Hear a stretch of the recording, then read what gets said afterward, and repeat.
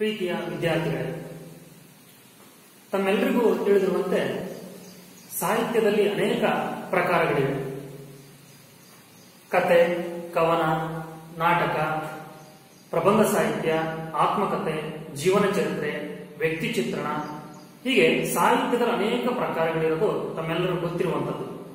ಅಂದ್ರೆ ತಮಗಿರ್ತಕ್ಕಂಥ ಪ್ರತಿ ಪಾಠ, ಪದ್ಯಗಳು ಕೂಡ ಒಂದೊಂದು ಸಾಹಿತ್ಯದ ಪ್ರಕಾರಕ್ಕೆ ಸೇರಿರೋದು ತಮಗೆಲ್ಲರಿಗೂ ಗೊತ್ತಿದೆ. ಅವುಗಳೆಲ್ಲವುಗಳಲ್ಲಿ ಕೂಡ ಬಹಳ ಇಷ್ಟವಾಗುವಂತ ಸಾಹಿತ್ಯದ ಪ್ರಕಾರ ನಿಮ್ಗೆ ಯಾವುದು? ಹೌದು, ಕಥೆಗಳು ಅನ್ನೋದು ತಮಗೆಲ್ಲ ಅಬಾಲವೃದ್ಧರಾಗಿ ಎಲ್ಲರಿಗೂ ಕೂಡ ಇಷ್ಟವಾಗುವಂತ ಸಾಹಿತ್ಯದ ಪ್ರಕಾರ. ಅಂತ ಒಂದು ಸಾಹಿತ್ಯದ ಪ್ರಕಾರಕ್ಕೆ ಸೇರುವಂತ ಒಂದು ಪಾಠವನ್ನ ಇಂದಿನ ತರಗತಿಯಲ್ಲಿ ನಾವು ಅಭ್ಯಾಸ ಮಾಡೋಣ. ಅದು ವೃಕ್ಷ ಸಾಕ್ಷಿ ಅನ್ನೋ ಒಂದು ಚಂಪು ಕಾವ್ಯಕ್ಕೆ ಸೇರಿದಂತ ಒಂದು ಕಥೆಯನ್ನ ನಾವು ಇವತ್ತಿನ ತರಗತಿಯಲ್ಲಿ ಅಭ್ಯಾಸ ಮಾಡೋಣ. ಈ ಕಥೆಯನ್ನ ಬರೆದಂತ ಲೇಖಕರು ದುರ್ಗಸಿಂಹ.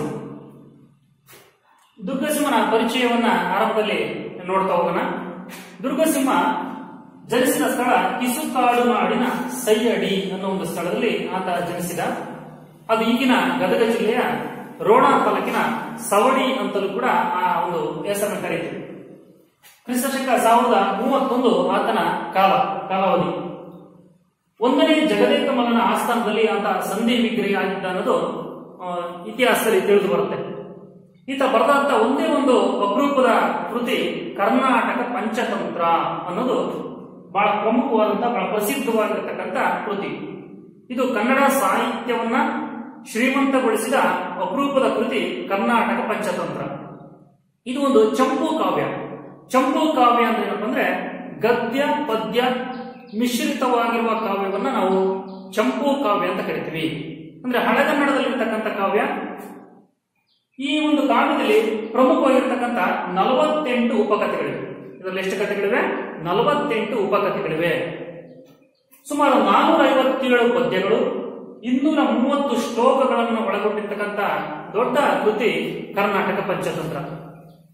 ಈ ಒಂದು ಕೃತಿಯಲ್ಲಿ 5 ಪ್ರಮುಖ ಭಾಗಗಳಿವೆ. ಮೊದಲನೇದು ಭೇದ, ಪರೀಕ್ಷಾ, ವಿಶ್ವಾಸ, ವಂಚನ ಮತ್ತು ಮಿತ್ರ ಕಾರ್ಯ ಅನ್ನೋ 5 ಭಾಗಗಳು ಆಗ ಒಂದು ಬೃಹತ್ ಕಥೆಯಲ್ಲಿರ್ತಕ್ಕಂಥ ಒಂದು ಭಾಗಗಳಿವೆ. ಆ 5 ಪ್ರಮುಖ ಭಾಗಗಳಲ್ಲಿರ್ತಕ್ಕಂಥ ಕಥೆಗಳು ಬೇರೆ ಬೇರೆ ಇದಾವೆ.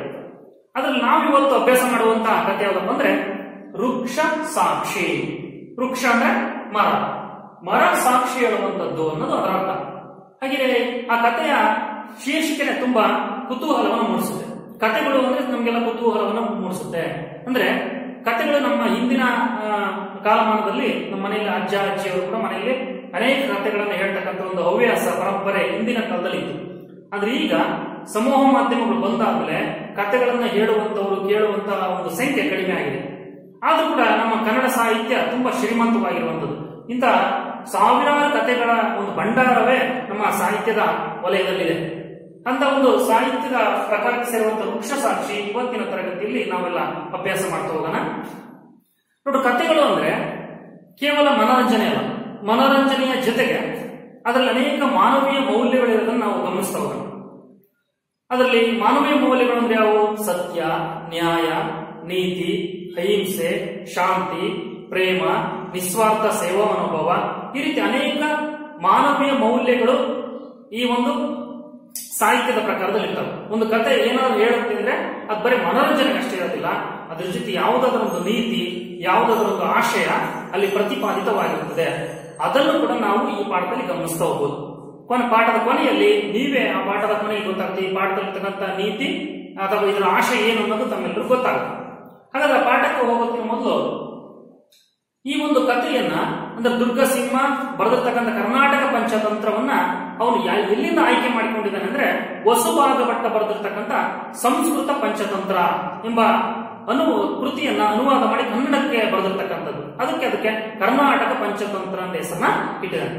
ಹಂಗೆ ವಸುಭಾಗ ಭಟ್ಟ ಬರೆದಿರ್ತಕ್ಕಂಥ ಆ ಸಂಸ್ಕೃತ ಪಂಚತಂತ್ರ ಕೃತಿ ಇದೆಯಲ್ಲ, ಅದು ಎಲ್ಲಿಂದ ಆಯ್ಕೆ ಮಾಡಿಕೊಂಡಿರೋದು, ಯಾವ ಒಂದು ಕೃತಿಯಿಂದ ಅದನ್ನ ಪಡ್ಕೊಂಡಿರೋದಂದ್ರೆ ಗುಣಾಢ್ಯ ಅಂತಕ್ಕಂಥ ಒಬ್ಬ ಕವಿ ಪೈಶಾಚಿಕ ಭಾಷೆಯಲ್ಲಿ ಬೃಹತ್ ಕಥೆ ಅನ್ನೋ ಒಂದು ಕಾವ್ಯವನ್ನ ಕೃತಿಯನ್ನ ಬರೆದಿದ್ದಾರೆ. ಆ ಒಂದು ಕೃತಿಯನ್ನ ವಸುಭಾಗ ಭಟ್ಟ ಸಂಸ್ಕೃತ ಪಂಚತಂತ್ರದಲ್ಲಿ ಅನೇಕ ಕಥೆಗಳನ್ನ ಅದರಲ್ಲಿ ಸೇರಿಸಿದ್ದಾರೆ. ಅದೇ ಸಂಸ್ಕೃತದ ಪಂಚತಂತ್ರ ಕಥೆಗಳನ್ನ ದುರ್ಗಸಿಂಹ ಕನ್ನಡಕ್ಕೆ ಅನುವಾದ ಮಾಡಿರ್ತಕ್ಕಂಥದ್ದು ಈ 48 ಉಪಕಥೆಗಳಿರ್ತಕ್ಕಂಥ ಒಂದು ಪುಸ್ತಕ. ಬಹಳ ಕಥೆಗಳು ಬಹಳಷ್ಟು ನಮಗೆ ಖುಷಿ ಕೊಡೋದ್ರ ಜೊತೆಗೆ ಕುತೂಹಲವನ್ನು ಮೂಡಿಸ್ತಾ ಹೋಗ್ತವೆ. ಮುಂದೇನಾಗುತ್ತೆ ಆ ತರ ಒಂದು ಸಾಹಿತ್ಯ ಪ್ರಕಾರ ಆಗಿರೋದು ನೀವೆಲ್ಲರೂ ಕೂಡ ಈ ಕಥೆ ತುಂಬಾ ಇಷ್ಟವಾಗುವಂತ ಒಂದು ಕಥೆ. ಹಾಗೆ ಕಥೆಯನ್ನ ಅಭ್ಯಾಸ ಮಾಡ್ತಾ ಹೋಗೋಣ. ಕಥೆಯನ್ನ ಆರಂಭದಲ್ಲಿ ನೋಡೋದಾದ್ರೆ ಇದು ಹಳೆಗನ್ನಡದ ಒಂದು ಪಾಠ. ಹಳೆಗನ್ನಡ ಅಂದ ತಕ್ಷಣ ಬಹಳ ಜನಕ್ಕೆ ಬಹಳ ಕಷ್ಟ, ಬಹಳ ಕಠಿಣ, ನಮ್ಗೇನು ಅರ್ಥ ಆಗಲ್ಲ ಅಂತ ಮನೋಭಾವ ಇರುತ್ತೆ. ಆದ್ರೆ ಸರಿಯಾದ ಸರಳವಾಗಿ ಆ ಕಥೆಯನ್ನ ಬಿಡಿಸಿ ಹೇಳ್ತಾ ಹೋದ್ರೆ ಅದನ್ನ ಸರಿಯಾಗಿ ನಾವು ಅದನ್ನ ವಿಂಗಡಣೆ ಮಾಡಿ ಅದನ್ನ ಸರಿಯಾದ ರೀತಿಯಲ್ಲಿ ಓದಲಿಕ್ಕೆ ಪ್ರಯತ್ನ ಪಡ್ತಾ ಹೋದ್ರೆ ಬಹಳ ಸುಲಭವಾಗಿ ನಮಗೆ ಈ ಪಾಠವನ್ನು ಅರ್ಥ ಮಾಡ್ಕೊಳ್ಳಿಕ್ಕೆ ಸಾಧ್ಯತೆ ಇದೆ. ಹಾಗಾಗಿ ನಾವು ಮೊದಲು ಅದನ್ನ ಸರಿಯಾಗಿ ವಿಭಾಗಿಸಿ ಸರಳವಾಗಿ ಬಿಡಿಸೋದನ್ನ ಅಭ್ಯಾಸ ಮಾಡ್ತಾ ಹೋಗೋಣ. ಅದ್ರ ಜೊತೆಗೆ ಅದನ್ನ ಸರಳವಾಗಿ ಬಿಡಿಸ್ತಾ ಹೋದಂಗೆ ಅದನ್ನ ಸರಳವಾಗಿ ನಾವು ಅದರ ಕಥೆಯನ್ನು ಅರ್ಥ ಮಾಡ್ಕೊಳ್ಳಿ ಪ್ರಯತ್ನ ಪಡೋಣ. ಹಾಗಾದ್ರೆ ಮೊದಲು ಆ ಕಥೆಯನ್ನು ನಾವು ವಿಂಗಡಿಸಿ ಅಭ್ಯಾಸ ಮಾಡ್ತಾ ಹೋಗ್ಲಿಕ್ಕೆ ಪ್ರಯತ್ನ ಪಡೋಣ. ಮಧುರಾ ನಗರದೊಳಗೆ ಧರ್ಮಬುದ್ಧಿಯಂ ದುಷ್ಟಬುದ್ಧಿಯಂ ಎಂಬ ಈರ್ವರ್ ವಣಿಕ ಪುತ್ರರ್ ಪುದುವಿನೋಳ್ ಪರದು ಹೋಗಿ ಪಿರಿದಪ್ಪ ಪೊನ್ನ ಪಡೆದು ಮಗಳ್ದು ಬಂದು ನಿಜ ಜನ್ಮಭೂಮಿಯಪ್ಪ ಮಧುರಾಪುರದ ಬಹಿರ್ ಉದ್ಯಾನವನದೊಳಗೆ ಬೀಡಂ ಬಿಟ್ಟು ಅರ್ಧರಾತ್ರಿಯೋಳ್ ಧರ್ಮಬುದ್ಧಿ ದುರ್ಬುದ್ಧಿಯಪ್ಪ ದುಷ್ಟಬುದ್ಧಿಯಂ ಕರೆದು ಪೊನ್ನಂ ಪಚ್ಚುಕೊಳ್ಳಂ ಎನೆ ದುಷ್ಟಬುದ್ಧಿ ಪಾಪ ಬುದ್ಧಿ ಆಗಲ್ ಇಂತೆಂದಂ ನಾವೀ ಪೊನ್ನಂ ಪಚ್ಚುಕೊಂಡು ಮನೆಯೋಳ್ ಸ್ವೇಚ್ಛೆಯಿಂದ ಇರ್ಪರ್ ಅಲ್ಲಂ ಮತ್ತಂ ಪರದು ಹೋಗಲ್ ವೇಳ್ಕುಂ ಅದು ಕಾರಣದಿಂ ನಿನಗಂ ಎನಗಂ ಬೀಯಕ್ಕೆ ತಕ್ಕ ಇನಿತು ಪೊನ್ನಂ ಕೊಂಡು ಮಿಕ್ಕ ಪೊನ್ನಂ ಎಲ್ಲಮನ್ ಇಲ್ಲಿಯೇ ಮಡಗುವೆಂ ಏನೆ ಧರ್ಮಬುದ್ಧಿ ಆ ಪಾಪಕರ್ಮಂ ತನ್ನ ಮನದನ್ನ ಎಂದೆ ಬಗೆದು ಅದ ಕೊಂಡು ಒಡಂಬಟ್ಟು ಒಂದು ಮಹಾ ವಟ ವಿಟಪಿಯ ಕೆಲದೋಳ್ ಪೊನ್ನಂ ಉಳ್ದು ಮರುದಿವಸಂ ಈರ್ವರುಂ ಪೊಳಲಂ ಒಕ್ಕು ಇಷ್ಟ ವಿಷಯ ಸುಖಗಳನ್ನು ಅನುಭವಿಸುತ್ತಿರುವುದು ದುಷ್ಟಬುದ್ಧಿ ಧರ್ಮಬುದ್ಧಿಯಂ ವಂಚಿಸಿ ಹೋಗಿ ಪೊನ್ನನೆಲ್ಲಮಂ ಕೊಂಡು ಕುಳಿಯಂ ಮುನ್ನಿನಂತೆ ಹೂಳ್ದು ಕೆಲವಾನು ದಿವಸಕ್ಕೆ ತಾನೇ ಧರ್ಮಬುದ್ಧಿಯಲ್ಲಿಗೆ ಒಂದು ಬೀಯಕ್ಕೆ ಪೊನ್ನಂ ಇನ್ನು ಕಿರಿದು ಪೊನ್ನಂ ತೆಗೆದುಕೊಳ್ಳುವಂ ಬನ್ನಿ ಎಂದೊಡಂಗೊಂಡು ಹೋಗಿ ಊಳ್ದಡೆಯೋಳ್ ಪೊನ್ನಂ ಕಾಣದೆ ಇನ್ನು ಉಸಿರಿದ್ದೊಡೆ ಅನೃತಂ ತನ್ನ ಮೇಲೆ ಒರ್ಪುದೆಂದು ಪೊನ್ನನೆಲ್ಲಮಂ ನೀನೇ ಕೊಂಡೆ ಎಂಬುದಂ. ನೋಡು, ಆರಂಭದ ಒಂದು ಮೊದಲನೇ ಪ್ಯಾರವನ್ನು ನಾವು ಗಮನಿಸ್ತಾ ಹೋದಂಗೆ ಕಥೆಯನ್ನು ನಾವು ಹೋಗ್ತಾ ಹೋದ್ರೆ ಒಂದಾನೊಂದು ಕಾಲದಲ್ಲಿ ಅಂತ ಕಥೆ ಶುರುವಾಗೋದು ನಾವೆಲ್ಲ ಕೇಳ್ತಾ ಹೋಗ್ತೀವಿ. ಹಂಗಿಲ್ಲೂ ಕೂಡ ಕಥೆ ಆರಂಭ ನೇರವಾಗಿ ವಿಷಯಕ್ಕೆ ಬರೋದಿಲ್ಲ. ಹಿಂದಿನ ಒಂದು ಪರಂಪರೆಯನ್ನು ಹೇಳ್ತಾ ಹಿಂದೆಲ್ಲ ಹೋಗಿದ್ರು ಅದನ್ನ ಒಂದು ಪೂರ್ವ ಇತಿಹಾಸನ ಹೇಳ್ತಾ ಕಥೆ ಸಾಗುತ್ತಾ ಹೋಗುತ್ತೆ. ಹಂಗೆ ಈ ಕಥೆಯಲ್ಲಿ ಕೂಡ ಮಧುರಾ ನಗರದೊಳಗೆ, ಮಧುರಾ ಅಂತಕ್ಕಂಥ ಒಂದು ನಗರ, ಯಾವ ನಗರ? ಮಧುರಾ ಅನ್ನೋ ಒಂದು ನಗರದಲ್ಲಿ ಧರ್ಮಬುದ್ಧಿ ದುಷ್ಟಬುದ್ಧಿ ಎಂಬ ಈರ್ವರ್, ಧರ್ಮಬುದ್ಧಿ ಮತ್ತು ದುಷ್ಟಬುದ್ಧಿ ಎಂಬ ಇಬ್ರು, ಯಾರವರಿಬ್ರು? ಈರ್ವರ್ ಅಂದ್ರೆ ಇಬ್ಬರು, ವಣಿಕ ಪುತ್ರ, ವಣಿಕ ಅಂದ್ರೆ ವ್ಯಾಪಾರಿಗಳ ಪುತ್ರ ಮಕ್ಕಳು, ವ್ಯಾಪಾರಿಗಳ ಮಕ್ಕಳು ಇಬ್ರು. ಎಲ್ಲಿದ್ರು? ಮಧುರಾ ನಗರದೊಳಗಡೆ. ಅವರು ಒಂದ್ಸರಿ ಪುದುವಿನೋಳು, ಪುದು ಅಂದ್ರೆ ಜೊತೆಯಾಗಿ. ನೋಡಿ, ಇಲ್ಲಿ ಹೊಸಗನ್ನಡ ಪದಗಳು ನಾವು ಸರಿಯಾಗಿ ಬರ್ಕೊಳ್ತಾ ಹೋದ್ರೆ ಪಾಠ ನಮ್ಗೆ ಸರಿಯಾಗಿ ಅರ್ಥ ಆಗ್ತಾ ಹೋಗುತ್ತೆ. ಪುದುವಿನೋಳು ಜೊತೆಯಲ್ಲಿ ಪರದು ಹೋಗಿ, ಪರದು ಅಂದ್ರೆ ಇಬ್ರು ಜೊತೆಯಾಗಿ ವ್ಯಾಪಾರ ಮಾಡ್ಲಿಕ್ಕೆ ಹೋದ್ರು. ವ್ಯಾಪಾರ ಮಾಡ್ಲಿಕ್ಕೆ ಹೋಗಿ ಪಿರಿದಪ್ಪ ಪೊನ್ನ ಪಡೆದು, ವ್ಯಾಪಾರಕ್ಕೆ ಹೋದ್ರೆ ಬೇರೆ ಒಂದು ನಗರಕ್ಕೆ ಹೋಗಿ ವ್ಯಾಪಾರ ಸಾಕಷ್ಟು ವ್ಯಾಪಾರವನ್ನು ಮಾಡಿಕೊಂಡು ವಾಪಸ್ ಮತ್ತೆ ತಮ್ಮ ನಗರಕ್ಕೆ ಬರ್ತಾ ಇದ್ರು. ಬರುವಾಗ ಪಿರಿದಪ್ಪ ಪೊನ್ನ, ಪೊನ್ನ ಅಂದ್ರೆ ಹೊನ್ನು, ಬಂಗಾರ, ಸಾಕಷ್ಟು ಬಂಗಾರವನ್ನ ಪಡೆದು ಮಗಳದು ಅಂದ್ರೆ ಮತ್ತೆ ಮರಳಿ ವಾಪಸ್ಸು ಬಂದು ನಿಜ ಜನ್ಮಭೂಮಿಯಪ್ಪ ಅಂದ್ರೆ ತಮ್ಮ ನಿಜ ಜನ್ಮಭೂಮಿಯಾಗಿಂತ ಮಧುರಾ ನಗರಕ್ಕೆ ವಾಪಸ್ ಬರ್ತಾ ಇರುವಾಗ ಮಧುರಾಪುರದ ಬಹಿರ್ ಉದ್ಯಾನವನದೊಳಗೆ, ಬಹಿರ್ ಉದ್ಯಾನ ಅಂದ್ರೆ ಹೊರವಲಯ ಅಂದ್ರೆ ಇನ್ನು ಊರಿನ ಬರುವ ಪ್ರವೇಶದ ಆರಂಭದ ಒಂದು ಜಾಗ, ಸ್ಥಳ.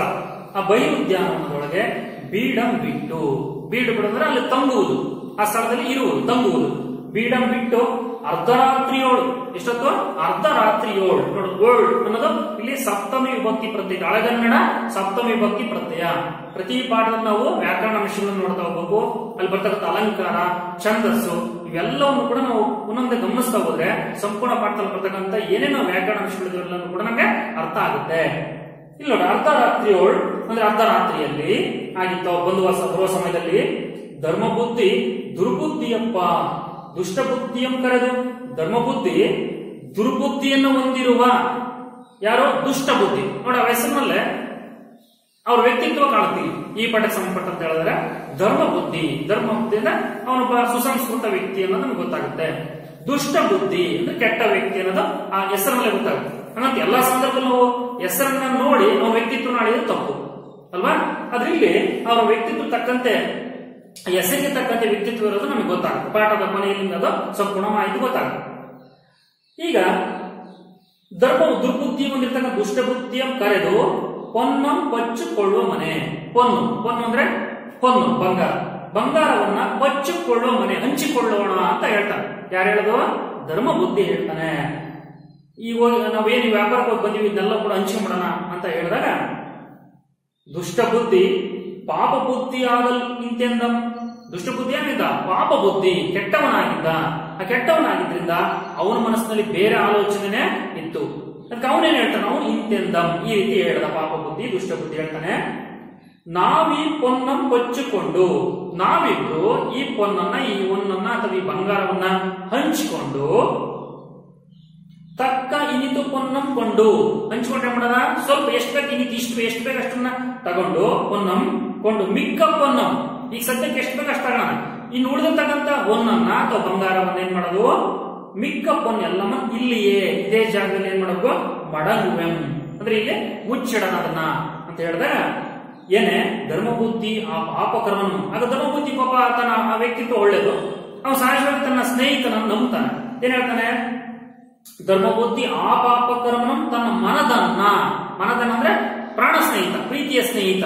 ಆ ಪ್ರೀತಿಯ ಸ್ನೇಹಿತ ಅವ್ನು ಹೇಳೋದೆಲ್ಲ ಕೂಡ ಸರಿ ಅಂತ ಅಂದ್ಕೊಂಡು, ಒಳ್ಳೇನು ಅಂತ ಅಂದ್ಕೊಂಡು ಏನ್ ಮಾಡ್ತಾನೆ? ಎಂದು ಬಗೆದು ಅದಕ್ಕೆ ಒಡಂಬಟ್ಟು ಆ ಮಾತಿಗೆ ಒಪ್ಕೊಂಡು, ಸರಿ ದುಷ್ಟ ಬುದ್ಧಿ ಹೇಳಿದಂಗೆ ನಾವೇನ್ ಮಾಡೋಣ, ಈಗ ನೀನ್ ಹೇಳಿದಂಗೆ ನಾವಿಬ್ರು ಅದನ್ನ ಹಂಚಿಕೊಂಡು ಇದನ್ನ ಸ್ವಲ್ಪ ಇಲ್ಲಿ ಮುಚ್ಚಿಡೋಣ ಅಂತ ಅಂದ್ಕೊಂಡು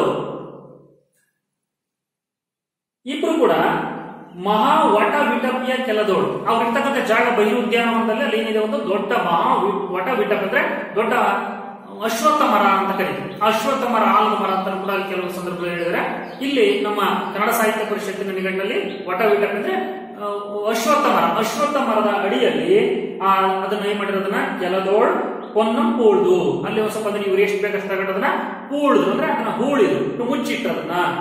ಮುಚ್ಚಿಟ್ಟಾದ್ಮೇಲೆ ಮರು ದಿವಸಂ ಈರ್ವರುನ್, ಬೆಳಿಗ್ಗೆ ಎದ್ದಾದ್ಮೇಲೆ ಮರು ದಿವಸ ಆದ್ಮೇಲೆ ಇಬ್ರು ಏನ್ ಮಾಡಿದ್ರು?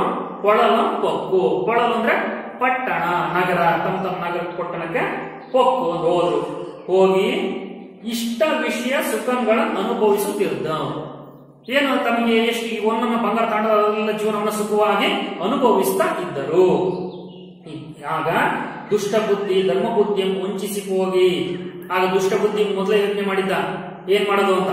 ದುಷ್ಟ ಬುದ್ಧಿ ಧರ್ಮ ಬುದ್ಧಿಯನ್ನ ವಂಚಿಸಿ ಅಂದ್ರೆ ವಂಚನೆ, ಮೋಸ, ಕುಟಿಲ ಅಲ್ವಾ, ಅವೆಲ್ಲ ಪದಗಳನ್ನ ಸಮಾನಾರ್ಥಕ ಪದಗಳು ಬಳಸ್ತೀವಿ. ವಂಚನೆ ಮಾಡ್ಲಿಕ್ಕೆ ಹೋಗಿ ಹಳೆಕಾಂಡದಲ್ಲಿ ಹಕಾರಗಳು, ನಾವು ಬಕಾರಗಳಿಗೆ ಹೊಸದ ಹಕಾರವನ್ನಾಗಿ ಬಳಸ್ಕೊಳ್ತೀವಿ. ಹೋಗಿ ಪೊನ್ನನೆಲ್ಲವನ್ನು ಕೊಂಡು ಕುಳಿಯ ಮುನ್ನಿನಂತೆ ಕೂಡು. ಇವನೇನ್ ಮಾಡ್ಬಿಟ್ಟ? ದುಷ್ಟ ಬುದ್ಧಿ ಧರ್ಮ ಬುದ್ಧಿ ಗೊತ್ತಿದ್ದ ರೀತಿಯಲ್ಲಿ ಅವನು ಉಳಿದಂತ ಜಾಗಕ್ಕೆ ಹೋಗಿ ಆ ಹೊನ್ನನ್ನ ತೆಗೆದುಕೊಂಡು ಆ ಗುಂಡಿ ಹೆಂಗಿತ್ತ, ಮುಂಚೆನೆ ಹೆಂಗಿತ್ತ ಅದನ್ನ ಅದೇ ರೀತಿ ಮುಚ್ಚಿ ಕೂಡ್ದು ಕೆಲವಾರು ದಿವಸಕ್ಕೆ ತಾನೇ ಧರ್ಮ ಬುದ್ಧಿಯಲ್ಲಿ ಬಂದು, ಕೆಲವು ದಿನಗಳು ಆದ್ಮೇಲೆ ಅವನೆಲ್ಲ ಅದನ್ನ ಬಂಗಾರವನ್ನ ಅಥವಾ ಹೊನ್ನನ್ನ ಬಳಸಿಕೊಂಡು ಆದ್ಮೇಲೆ ತಾನೇ ಧರ್ಮ ಬುದ್ಧಿ ಹತ್ರಕ್ಕೆ ಬಂದು ಬಿಯಕ್ಕೆ, ಬಿ ಅಂದ್ರೆ ವ್ಯಯ ಅಂದ್ರೆ ತತ್ಸಮ ತತ್ವವಾದ, ಬಿಯ ವ್ಯಯ ತತ್ಸಮ ತತ್ವ. ವ್ಯಯ ಅಂದ್ರೆ ಖರ್ಚು ಮಾಡ್ಲಿಕ್ಕೆ ಇನ್ನು ಪೊನ್ನೆಲ್ಲ ನಾವು ತಗೊಂಡೋಗ್ಬೋದ ಮುಂಚೆ ಅದೆಲ್ಲ ಖಾಲಿ ಆಗ್ಬಿಟ್ಟಿದೆ. ಹೊನ್ನು ಬಂಗಾರ ಇನ್ನೂ ಕಿರಿದು, ಇನ್ನೊಂದು ಸ್ವಲ್ಪ ಏನ್ ಮಾಡೋಣ? ಪೊನ್ನ ಅಂದ್ರೆ ಬಂಗಾರವನ್ನ ತೆಗೆದುಕೊಳ್ಳುವ, ಇನ್ನೊಂದು ಸ್ವಲ್ಪ ಬಂಗಾರವನ್ನ ಏನ್ ಮಾಡೋಣ? ತೆಗೆದುಕೊಂಡು ಬರಂಬ ಅಂತ ದುಷ್ಟ ಬುದ್ಧಿನೇ ಹೋಗಿ ಧರ್ಮ ಬುದ್ಧಿ ಹತ್ರಕ್ಕೆ ಹೋಗ್ತಾನೆ. ಕೇಳಿ ಬನ್ನಿ ಎಂದೊಡಗೊಂಡು ಹೋಗಿ. ಇಬ್ರು ಆಯ್ತು ನಡೆಯಕ್ಕೆ ಹೋಗೋಣ ಅಂತ ಧರ್ಮಬುದ್ಧಿಯ ಜೊತೆ ಹೋಗ್ತಾನೆ. ಹೋಗಿ ಕೂಳ್ದಡೆಯೋಳು ಪೊನ್ನಂ ಕಾಣದೆ. ಅಂದ್ರೆ ಕೂಳ್ದೊಡೆ ಅಂದ್ರೆ ಈಗಾಗಲೇ ಮುಂಚಿತಂಗ ಜಾಗಕ್ಕೆ ಹೋಗಿ ಅಲ್ಲಿ ನೋಡ್ತಾರೆ, ಅಲ್ಲಿ ಏನು ಕೂಡ ಇರೋದಿಲ್ಲ. ಕೂಳ್ದೊಡೆಯೋಳು ಪೊನ್ನಂ ಅಂದ್ರೆ ಬಂಗಾರವನ್ನು ಕಾಣದಲೆ ಇನ್ನು ಉಸಿರಿದ್ದೊಡೆ. ಇನ್ನು ಉಸಿರಂದ್ರೆ ನಾ ಸುಮ್ಮನೆ ಉಸಿರಾಟ ಹೇಳೋದು. ಇನ್ನು ನಾನು ಮಾತಾಡದೆ ಹೋದ್ರೆ, ನಾನು ಹೇಳದೆ ಹೋದ್ರೆ ಅನೃತಂ. ಅನೃತ ಅಂದ್ರೆ ಸುಳ್ಳು. ಹೌದಾ, ನನ್ನ ಮೇಲೆ ಮೋಸದ ಆರೋಪ ಆಯ್ತು, ನನ್ನ ಮೇಲೆ ಸುಳ್ಳಿನ ಆರೋಪ ಆಯ್ತು, ನಾನೇ ತೆಗೆದುಕೊಂಡೇನೆ ಅನ್ನೋ ಒಂದು ಆರೋಪ ಬರ್ಬೋದು ಅಂತ ಅಂದ್ಕೊಂಡು, ತನ್ನ ಮೇಲೆ ಬರ್ಬೋದೆಂದು, ತನ್ನ ಮೇಲೆ ಆಪಾದನೆ ಬರ್ಬೋದು ಅಂತ ಅಂದ್ಕೊಂಡು ಪೊನ್ನನೆಲ್ಲಮಂ ನೀನೇ ಕೊಂಡೆ ಎಂಬುದಂ. ತಕ್ಷಣ ನಾವು ನೋಡಿದ ತಕ್ಷಣ ದುಷ್ಟ ಬುದ್ಧಿ ಧರ್ಮಬುದ್ಧಿ ಮೇಲೆ ಆಪಾದನೆ ಹೊರಿಸಿದ. ನೀನೇ ಇಲ್ಲಿರ್ತಕ್ಕಂಥ ಪೊನ್ನನ್ನು ತೆಗೆದುಕೊಂಡು ಹೋಗಿದೀಯಾ ಅಂತ ಅವನ ಮೇಲೆ ಆಪಾದನೆಯನ್ನ ಮಾಡ್ತಾನೆ ಯಾರೋ ದುಷ್ಟ ಬುದ್ಧಿ. ಆಗ ಸಹಜವಾಗಿ ಧರ್ಮಬುದ್ಧಿ ಮನಸ್ಸಿಗೆ ಬೇಜಾರಾಗಿರುತ್ತೆ, ಅಥವಾ ಅವನು ತೆಗೆದುಕೊಂಡು ಹೋಗಿಲ್ಲ ಅಂದ್ರೆ ಅವನ ಮನಸ್ಸಿನಲ್ಲಿ ಸ್ವಲ್ಪ ಬೇಸರ ಆಗುತ್ತೆ ಈ ವಿಚಾರ. ಆಗ ಏನ್ ಮಾಡ್ತಾನೆ, ಆ ಮುಂದಿನ ಒಂದು ಪದ್ಯವನ್ನು ಇಟ್ಟದ. ನಾನು ಹೇಳಿದೆ ಚಂಪು ಕಾವ್ಯ ಅಂದ್ರೆ ಅದರಲ್ಲಿ ಗದ್ಯ ಪದ್ಯ ಎರಡು ಇರುತ್ತೆ. ಹಾಗೆ ಇಲ್ಲಿ ಒಂದು ಕಂದ ಪದ್ಯ ಇದೆ. ಈ ಪಾಠದಲ್ಲಿ ಏನಿದೆ, ಒಂದು ಕಂದ ಪದ್ಯವನ್ನು ಆರಂಭದಲ್ಲಿ ನೋಡ್ತೀವಿ. ಕಂದ ಪದ್ಯ ಅಂದ್ರೆ 4 ಸಾಲಿನ ಪದ್ಯವನ್ನು ನಾವು ಕಂದ ಪದ್ಯ ಅಂತ ಕರಿತೀವಿ. 64 ಮಾತ್ರೆಗಳನ್ನು ಒಳಗೊಂಡಿರ್ತಕ್ಕಂಥ ಪದ್ಯ ನಾವು ಕಂದ ಪದ್ಯ. ಆ ಕಂದ ಪದ್ಯವನ್ನು ನೋಡ್ತವ. ಅತಿ ಕುಟಿಲ ಮನಂ ಧನಲುಬ್ಧತೆಯಿಂದ ದುಷ್ಟ ಬುದ್ಧಿ ನುಡಿದಂ ಪುಸ್ಯಂ ಮತಿಗೆಟ್ಟು ತಸ್ಕರಸ್ಯ ಅನೃತ ಬಲಂ ಎನಿಪ ವಾಕ್ಯಂ ನೆನೆಯುತ್ತಂ. ನೋಡಿದು ಕಂದ ಪದ್ಯ, 4 ಸಾಲಿನ ಒಂದು ಪದ್ಯ. ಮಾತ್ರೆಗಳನ್ನು ಸರಿಯಾಗಿ ವಿಂಗಡಣೆ, ಮಾತ್ರೆಗಳನ್ನು ಸೇರುವಂತಹ ಒಂದು ಪದ್ಯ. 4 ಮಾತ್ರೆಗಳನ್ನು ಗಣ ವಿಂಗಡಣೆ ಮಾಡುವ 64 ಮಾತ್ರೆಗಳು ಒಟ್ಟು ಬರುತ್ತೆ. ಅದನ್ನು ನಾವು ಛಂದಸ್ನಲ್ಲಿ ಮತ್ತೆ ಆ ತರಗತಿಯಲ್ಲಿ ಅಭ್ಯಾಸ ಮಾಡ್ತಾ ಹೋಗೋಣ. ಅದನ್ನು ಗಮನಿಸಬೇಕು. ನೋಡಿ, ಈ ಒಂದು ಪದ್ಯದಲ್ಲಿ ಧರ್ಮಬುದ್ಧಿ ಆಲೋಚನೆ ಮಾಡ್ತಾನೆ. ಇವನ್ ಮೇಲೆ ಆರೋಪ ಹೊರಿಸಿದ ತಕ್ಷಣ ಅವ್ನು ಏನ್ ಮಾಡ್ಬೇಕು ಅಂತ ತಕ್ಷಣ ಅಂದ್ಕೊಂಡು ಅವ್ನು ಯೋಚನೆ ಮಾಡ್ತಾನೆ. ಏನ್ ಹೇಳ್ತಾನೆ ನೋಡ್ರಿ, ಅತಿ ಕುಟಿಲ ಮನಂ ಧನಲುಬ್ಧತೆಯಿಂದ. ಧರ್ಮಬುದ್ಧಿ ಅಂದ್ಕೊಳ್ಳುವಂತ ಮಾತುಗಳವು ಅತಿ ಕುಟಿಲ. ಕುಟಿಲ ಅಂದ್ರೆ ಮೋಸದ ಮಾತು, ಹೌದಾ, ವಂಚನೆ, ಕಪಟತನ ಹೇಳ್ತಾನೆ. ಅತಿಯಾದ ಮೋಸದ ಮನಸ್ಸಿನವನಾಗಿ ಯಾರು ದುಷ್ಟ ಬುದ್ಧಿ ಮನಸ್ಸಿನವನಾಗಿ ಧನಲುಬ್ಧತೆಯಿಂದ. ಧನ ಅಂದ್ರೆ ಹಣ, ಲುಬ್ಧತೆ ಅಂದ್ರೆ ದುರಾಸೆ. ಹಣದ ದುರಾಸೆ ಅಂದ್ರೆ ಹಣ ಅಂದ್ರೆ ಇಲ್ಲಿ ನಮ್ಗೆ ಒಂದು ಬಂಗಾರ, ಅದರ ಒಂದು ದುರಾಸೆ ಒಳಗಾಗಿ ದುಷ್ಟ ಬುದ್ಧಿ ನುಡಿದಂ. ದುಷ್ಟ ಬುದ್ಧಿ ಅತಿಯಾದ ಕೆಟ್ಟ ಮನಸ್ಸಿನವನಾಗಿ, ಮೋಸದ ಮನಸ್ಸಿನವನಾಗಿ, ದುರಾಸೆ ಒಳಗಾಗಿ ಈ ರೀತಿ ಹೇಳ್ತಾ ಇದ್ದಾನೆ. ನುಡಿದಂ ಪುಸಿಯಂ ಮತಿಗೆಟ್ಟು. ಈ ರೀತಿ ಪುಸಿ ಅಂದ್ರೆ ಹುಸಿ ಅಂದ್ರೆ ಸುಳ್ಳನ್ನು ಹೇಳ್ತಾ ಇದ್ದಾನೆ ಇವನು ಅಂದ್ಕೊಂಡು ಮತಿಗೆಟ್ಟು ತಲೆ ಕೆಟ್ಟವನಾಗಿ ತಸ್ಕರಸ್ಯ ಅನೃತ ಬಲಂ. ಇಲ್ಲೊಂದು ಪದವನ್ನು ಬಳಸಿದ್ದಾರೆ ಪದ್ಯದಲ್ಲಿ ದುರ್ಗಸಿಂಹ. ತಸ್ಕರಸ್ಯ ಅನೃತ ಬಲಂ. ಹೌದಾ, ತಸ್ಕರ ಅಂದ್ರೆ ಕಳ್ಳ, ಅನೃತ ಅಂದ್ರೆ ಸುಳ್ಳು, ಬಲ. ಕಳ್ಳನಿಗೆ ಯಾವುದ್ರ ಬಲ? ಸುಳ್ಳೇ ಬಲ. ಎಲ್ಲೋದು ಸುಳ್ಳು ಹೇಳಿದ ಮೇಲೆ ಅದ್ರ ಮೇಲೆ ಜೀವನವನ್ನು ಮಾಡ್ತಕ್ಕಂಥ. ಹಂಗೆ ದುಷ್ಟ ಬುದ್ಧಿ ಯಾವ್ದು ಬಲ ಇದಕ್ಕೆ? ಸುಳ್ಳು ಹೇಳ್ತದ. ಅಂದ್ರೆ ಅವನಿಗೆ ಮೊದಲೇ ನಾನೇ ಆರೋಪ ಮಾಡ್ಬಿಟ್ರೆ ನಾನೇನೋ ಇದ್ರಲ್ಲಿ ಏನ್ ಮಾಡ್ಬೋದು, ಈ ಆಪಾದನೆ ನಾನೇ ಬರ್ಬೋದು, ಹೊರ ಬರ್ಬೋದು ಅನ್ನೋ ಒಂದು ಚಿಂತನೆ, ನನಗೆ ಆಲೋಚನೆ. ಅದಕ್ಕೋಸ್ಕರ ಹೇಳ್ತಾನೆ ತಸ್ಕರಸ್ಯ ಅನೃತ ಬಲಂ. ಕಳ್ಳನಿಗೆ ಸುಳ್ಳೇ ಬಲ ಅನ್ನೋದು ಆ ಪದ, ಆ ವಾಕ್ಯದ ಅರ್ಥ. ಎನ್ನಿಪ ವಾಕ್ಯಮಂ ನೆನೆಯುತ್ತಂ ಎನ್ನುವ ವಾಕ್ಯವನ್ನ ಧರ್ಮಬುದ್ಧಿ ನೆನೆಯುತ್ತಾ ಗೊತ್ತಾಗುತ್ತೆ. ಈ ಮುಂದೆ ಕೆಲಸ ಇದೆ ಅಂತ ಅವನಿಗೆ ಗೊತ್ತಾಗುತ್ತೆ. ಅವನು ತೆಗೆದುಕೊಂಡು ಹೋಗಿಲ್ಲ ಅಂದ್ರೆ ಅವನೇ ತೆಗೆದುಕೊಂಡು ಹೋಗಿರ್ಬೇಕು. ದುಷ್ಟ ಬುದ್ಧಿ ಇಲ್ಲಂದ್ರೆ ಯಾರು ತೆಗೆದುಕೊಂಡು ಹೋಗಿರ್ಬೇಕು. ಅದಕ್ಕೆ ಅವನ ಬಗ್ಗೆ ಅವನಿಗೆ ವಿಶ್ವಾಸ ಇದೆ. ಈ ಪದ್ಯದ ನಂತರ ಅಂತೂ ದುಷ್ಟ ಬುದ್ಧಿ ಮುನ್ನಮೇ ಆ ಕೆಟ್ಟೆನೆಂದು ಬಾಯಂ ಬಸಿರಂ ಕೊಯ್ಲಿಟ್ಟು ಧರ್ಮಬುದ್ಧಿ ಮೇಲೆ ಕಳವನಿಟ್ಟು ಕಾಪಳಿದು ಕಾತರಿಸಿ. ಇಷ್ಟೇ ಅಲ್ಲ, ಅಂತೂ ದುಷ್ಟ ಬುದ್ಧಿ ಮೇಲೆ ಮಾಡ್ತಾನೋ, ದುಷ್ಟ ಬುದ್ಧಿ ಆರೋಪವನ್ನು ಹೊರಿಸಿದ ಮೇಲೆ ಧರ್ಮಬುದ್ಧಿ ತನ್ನ ಮನಸ್ಸಿಗೆ ಬಹಳ ಬೇಸರ ಆದ್ಮೇಲೆ ಅವನೇ ಬಾಯನ್ನು ಬಡ್ದಂತ ಬಾಯಂ ಬಸಿರು ಹೊಟ್ಟೆ ಬಡ್ಕೊಳ್ಳೋದು. ಅಂದ್ರೆ ಏನೋ ಆಗಿದೆ ಅನ್ನೋದಕ್ಕೆ ಒಂದು ಅಕ್ರಮ ವ್ಯಕ್ತಪಡಿಸಲು ಆ ಸಂದರ್ಭ ಮೋಸದಿಂದ ಸುಳ್ಳಿನ ರೀತಿಯಲ್ಲಿ ಇವನು ಏನ್ ಮಾಡ್ತಾನೆ, ಬಾಯನ್ನು ಪಡ್ಕೊಳ್ತಾನೆ. ಬಸಿರಂ ಕೊಯ್ಲಿಟ್ಟು ಅಂದ್ರೆ ಕೇಕೆ ಬೊಬ್ಬೆ ಹಾಕೋದು. ಕೊಯ್ಲಿಡೋದು ಬೊಬ್ಬೆ ಹಾಕೋದು ಅಂದ್ರೆ ಏನೋ ಆಗಿದೆ ಅನ್ನೋ, ನನ್ನ ಮೇಲೆ ಏನೋ ಇವನೇ ಏನೋ ಮಾಡಿದಾನೆ ಅನ್ನೋ ರೀತಿಯಲ್ಲಿ ಅವನೇ ಬೊಬ್ಬೆ ಹಾಕೊಳ್ತಾ ಧರ್ಮಬುದ್ಧಿಯ ಮೇಲೆ ಕಳವನಿಟ್ಟು, ಬಾಯಿ ಪಡ್ಕಂತ ಏನ್ ಮಾಡ್ತಾನೋ, ಧರ್ಮಬುದ್ಧಿ ಮೇಲೆ ಕಳವನಿಟ್ಟು ಅಂದ್ರೆ ಕಳ್ಳತನದ ಆರೋಪವನ್ನ ಹೊರಿಸಿ. ಹೌದಾನೆ, ಧರ್ಮಬುದ್ಧಿಯ ಮೇಲೆ ಕಳ್ಳತನ ಆರೋಪ ಹೊರಿಸ್ತಾನೆ ಯಾರು? ದುಷ್ಟ ಬುದ್ಧಿ. ಪ್ರಶ್ನೆಗಳಿದಾವ, ಅವನು ಕೂಡ ನೀವು ಗಮನಿಸಬೇಕು. ಕಳವನಿಟ್ಟು ಕಾಪಳಿದು ಅಂದ್ರೆ ಕಾಪಳಿದು ರಕ್ಷಣೆ ಅಂದ್ರೆ ಅವನ ಮೇಲೆ ಕಳ್ಳತನದ ಆರೋಪ ಹೊರಿಸಿ ತಾನು ರಕ್ಷಣೆಯನ್ನು ಪಡ್ಕೊಳ್ಳೋದು. ಹೌದಾ, ಈ ತರ ಒಂದು ತಂತ್ರವನ್ನ ಯಾರು ಮಾಡ್ತಾನೆ? ದುಷ್ಟ ಬುದ್ಧಿ ಮಾಡ್ತಾನೆ. ಕಾತರಿಸಿ ನುಡಿಯೇ ತತ್ಕೂರ್ಮೆ ಗಿಡ ನೋಡಿದು. ಕೂರ್ಮೆ ಅಂದ್ರೆ ಸ್ನೇಹ. ಅಂದ್ರೆ ಅವರಿಬ್ಬರ ಸ್ನೇಹ, ವ್ಯಾಪಾರಿಗಳ ಮಕ್ಕಳು ಸ್ನೇಹಿತರಾಗಿದ್ರು, ಗೆಳೆಯರಾಗಿದ್ರು. ಆದ್ರೆ ದುಷ್ಟಬುದ್ಧಿ ಇಂತ ಕೆಟ್ಟ ವ್ಯಕ್ತಿ ಅಂತ ಅವ್ರಿಗೆ ಗೊತ್ತಿರಲಿಲ್ಲ. ತತ್ಕೂರ್ಮೆಗಿಡಲು ನುಡಿದು ನೀಗೆಲೆ ಬಾಯಾರ್ದು ಪೊಗಲ್ಬಿಡೆಯೇ. ಹೋಗ್ತಾನೆ, ಯಾಕೆ ಬಾಯಾರ್ದು ಇಷ್ಟು ಬೊಬ್ಬೆ ಆಗ್ತದೆಯಾ? ವಿಚಾರಗೈವೆಂದು ಇದನ್ನ ವಿಚಾರ ಮಾಡೋಣ. ಏನಾಗಿದೆ ಅನ್ನೋದು ನಾವು ವಿಚಾರಗೈವೆ ಅನ್ನೋದು ವಿಚಾರವನ್ನ ನಾವು ಎಲ್ಲಿಗೆ ಹೋಗ್ಬೇಕು? ಪಂಚಾಯತಿ ಅನ್ನೋದಕ್ಕೆ ಹೋಗ್ಬೇಕು. ಅದಕ್ಕೆ ಇಲ್ಲಿ ಅವ್ರು ಏನಂತ ಕರೀತಾರೆ? ಧರ್ಮಾಧಿಕರಣರು. ಹಳ್ಳಿಗಳಲ್ಲಿ ಹಿಂದೆ ಪಂಚಾಯತಿ ಮಾಡ್ತಕ್ಕಂಥ ಪಂಚ ಅಂತ ಕರೀತಾರೆ. ಒಂದು ಪಂಚಾಯತಿನ ಮಾಡ್ತಕ್ಕಂಥ ಪ್ರಮುಖರು. ಇಲ್ಲಿ ಅದೇ ಹೆಸರು ಹೊಂದಿರತಕ್ಕಂಥವ್ರು ಏನಪ್ಪ ಅಂದ್ರೆ ನ್ಯಾಯವನ್ನ ನೀಡತಕ್ಕಂಥವ್ರು ಧರ್ಮಾಧಿಕರಣರು. ಆ ಧರ್ಮಾಧಿಕರಣರಲ್ಲಿಗೆ ಬಂದು ಅವರಿಬ್ರು ಬರ್ತಾರೆ. ಯಾರ ಹತ್ರ ಬರ್ತಾರೆ? ಧರ್ಮಾಧಿಕರಣ ಹತ್ರ ಬಂದು ಈ ಪಂಚಾಯತಿ ಮಾಡ್ಲಿಕ್ಕೆ, ಅಂದ್ರೆ ಈ ಒಂದು ಕಳ್ಳತನದ ಆರೋಪ ಇನ್ನು ಬಂದಿದೆ, ಹಾಗಾಗಿ ಯಾರು ಅದನ್ನ ತಪ್ಪಿಸಸ್ತ ಅನ್ನೋದು ಗೊತ್ತಾಗಲ್ಲ. ಅದಕ್ಕೆ ಬಂದು ಇಬ್ರು ಬರ್ತಾರೆ. ಬಂದು ತತ್ಪ್ರಪಂಚಂ ಎಲ್ಲಮಂ. ತತ್ಪ್ರಪಂಚ ಅಂದ್ರೆ ಇಲ್ಲಿವರೆಗೂ ನಡೆದಂತ ಘಟನೆ. ಅಂದ್ರೆ ನಾವು ವ್ಯಾಪಾರಿಗಳ ಮಕ್ಕಳು, ನಾವು ಈ ತರ ವ್ಯಾಪಾರಕ್ಕೆ ಹೋಗಿದ್ವಿ, ವ್ಯಾಪಾರ ವಾಪಸ್ ಬರ್ತಾ ಇರೋ ಕಳ್ತನ, ಓಣಿ ಹೋಗೋಣ ಅಂದ್ರೆ ಯಾರು ಕಳ್ತನ ಮಾಡಿದ್ರು, ಈ ಏನು ಅದೆಲ್ಲ ವಿಷಯ. ಪ್ರಪಂಚ ಅಂದ್ರೆ ವಿಷಯ ಅಂತ ಅಲ್ಲ, ಪ್ರಪಂಚ ಅಂದ್ರೆ ವಿಷಯ.